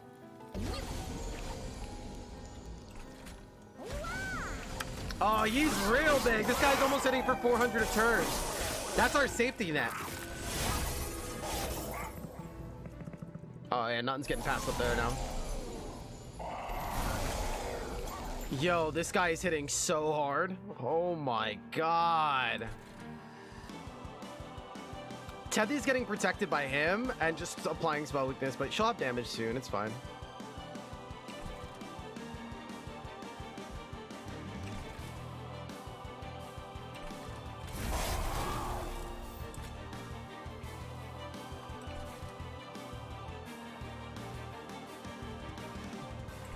Just putting Frostbite on the boss, like, is gonna be enough eventually.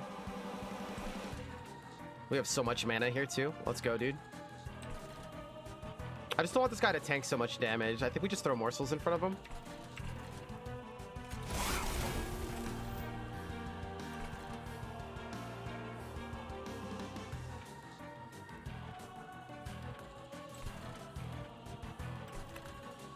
I mean, but that's the point of making this guy big, right? He's gonna apply spell weakness eventually. He might miss out on a turn or two, but we're not playing for spell weakness now. That's why we have insurance. That was the whole point of getting this guy big.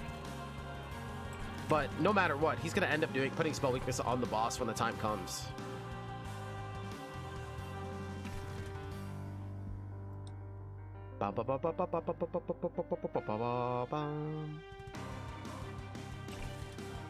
With Frostbite, like, yeah.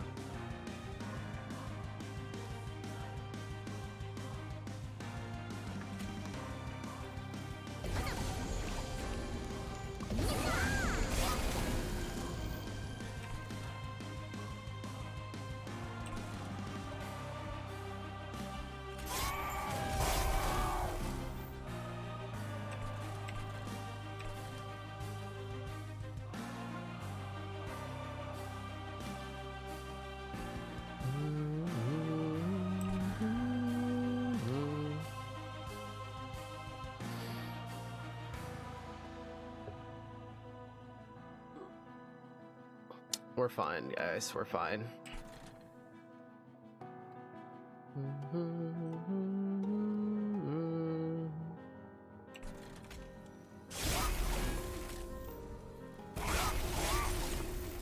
It's different when you're relying on like our play, like we're playing around weakness, right? Like then it's like, God, we need to get the spell weakness at all costs. But now we're in a good place, a comfortable place where we have damage. We have Frostbite that doesn't decay, which is huge, right? This is a win condition on its own. And spell weakness.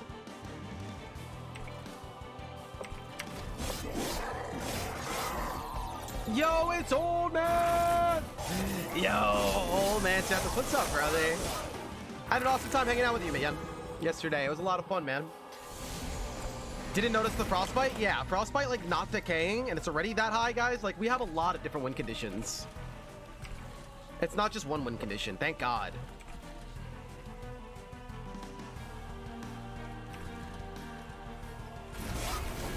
Look at all this mana we're rocking too, nonetheless. Oh, we're feeling real good.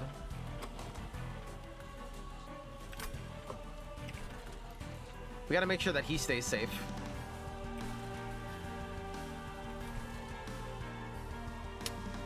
Just in time to watch our end of the run. Frostbite not decaying is not minimal at all. We had this run where like 2 frostbite could have made all the difference. Like it was actually insane, like how much frostbite scales and how much it does. It actually is a big deal. It's a huge deal.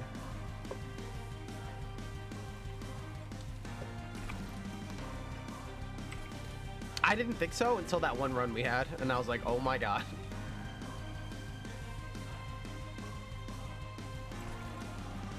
Yeah, it's actually like super crazy.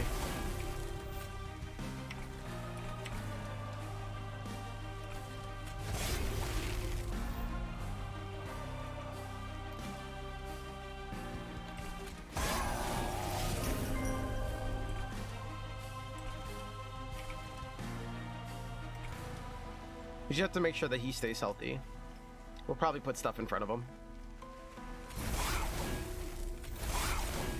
This is actually kind of crazy.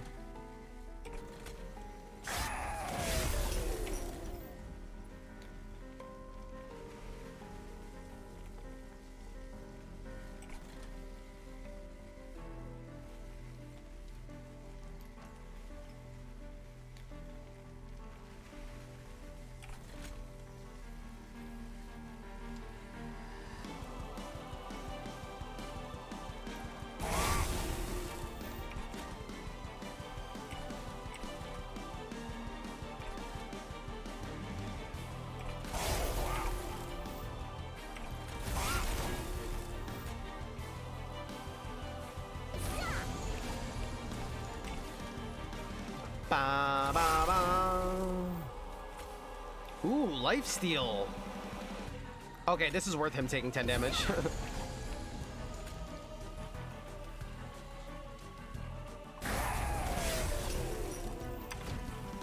Down to the wire.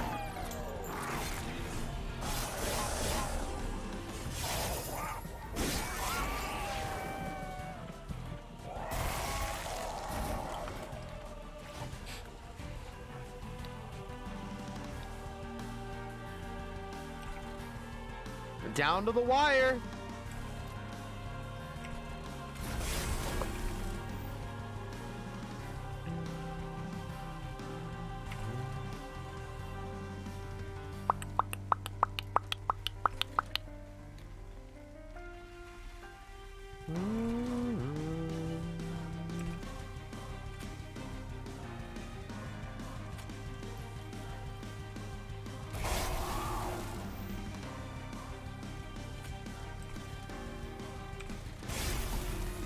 $72 damage, frostbite, I mean.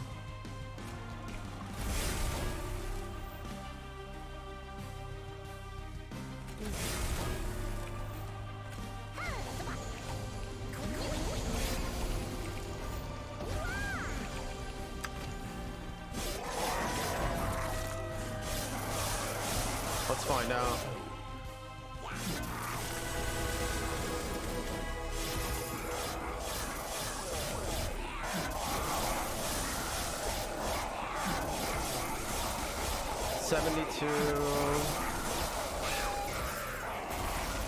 Now we gotta make this guy tanky.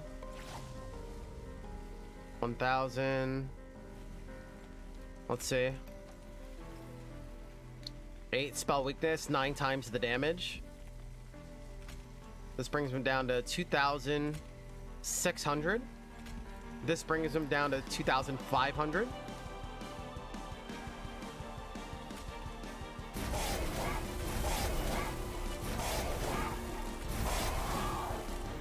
This is what we're looking for.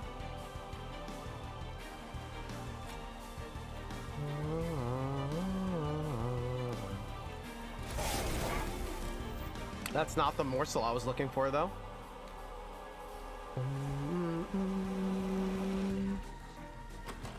Not the morsel I was looking for. I should...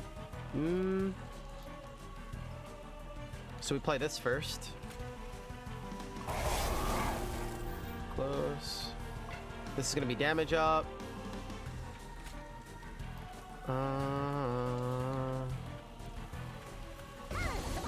Multiply.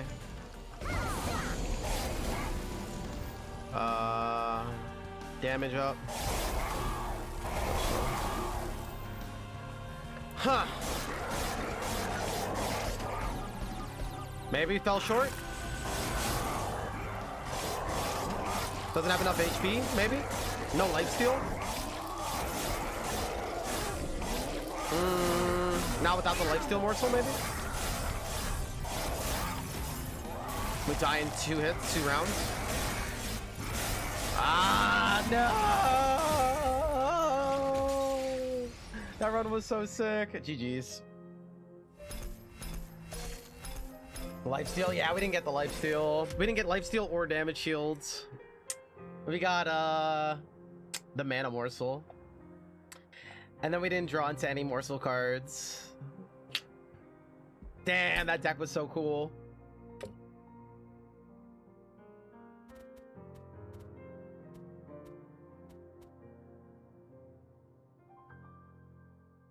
Maybe if we put more spell weakness and didn't go the damage route. Like if we buff the multiplier. Hard to say.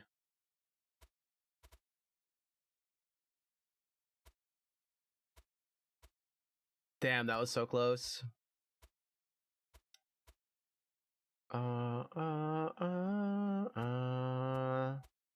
Maybe with all that frost on him, we were just like going for tankiness, like just outlasting him.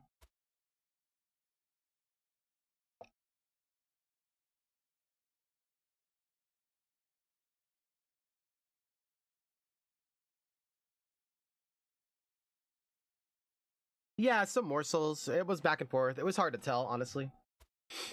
Yeah, that deck was awesome. That was really cool. And you know what card grew on me was what's it called? Like even if we drew this on the last turn, it could have made all the difference. Gifts. Even if we drew gifts on the last turn, could have made the difference. We got a little bit, it was a little bit unfortunate because we got what's it called? Super late in the deck. This engine upgrade, we got super late in the deck, so we couldn't do exactly like the manipulation that we wanted to do. At some point we also had to use offering to tank because we got into like a weird situation. Yeah, gifts could have been huge. There's a couple things, like even just a morsel could have been like huge. The morsels could have really helped.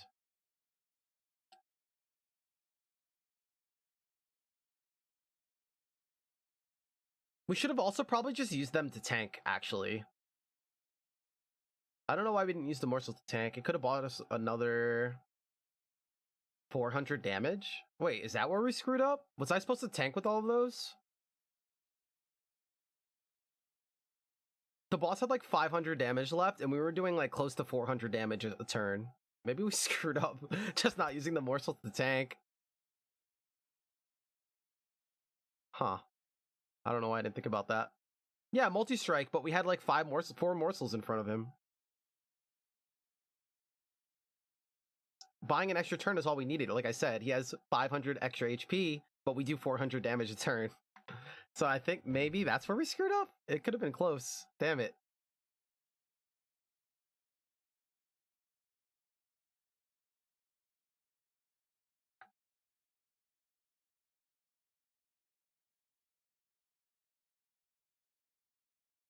Yeah, I think I don't know why I didn't catch that. My bad. We got the worst morsels. I should have just used them to face tank. Because if they face tank, they're worth 10 health. Letting him consume them, they're worth 3 health. I don't know why I didn't think about that. Whoops, maybe that's where I screwed up. Did we lose because of that? That would be very upsetting.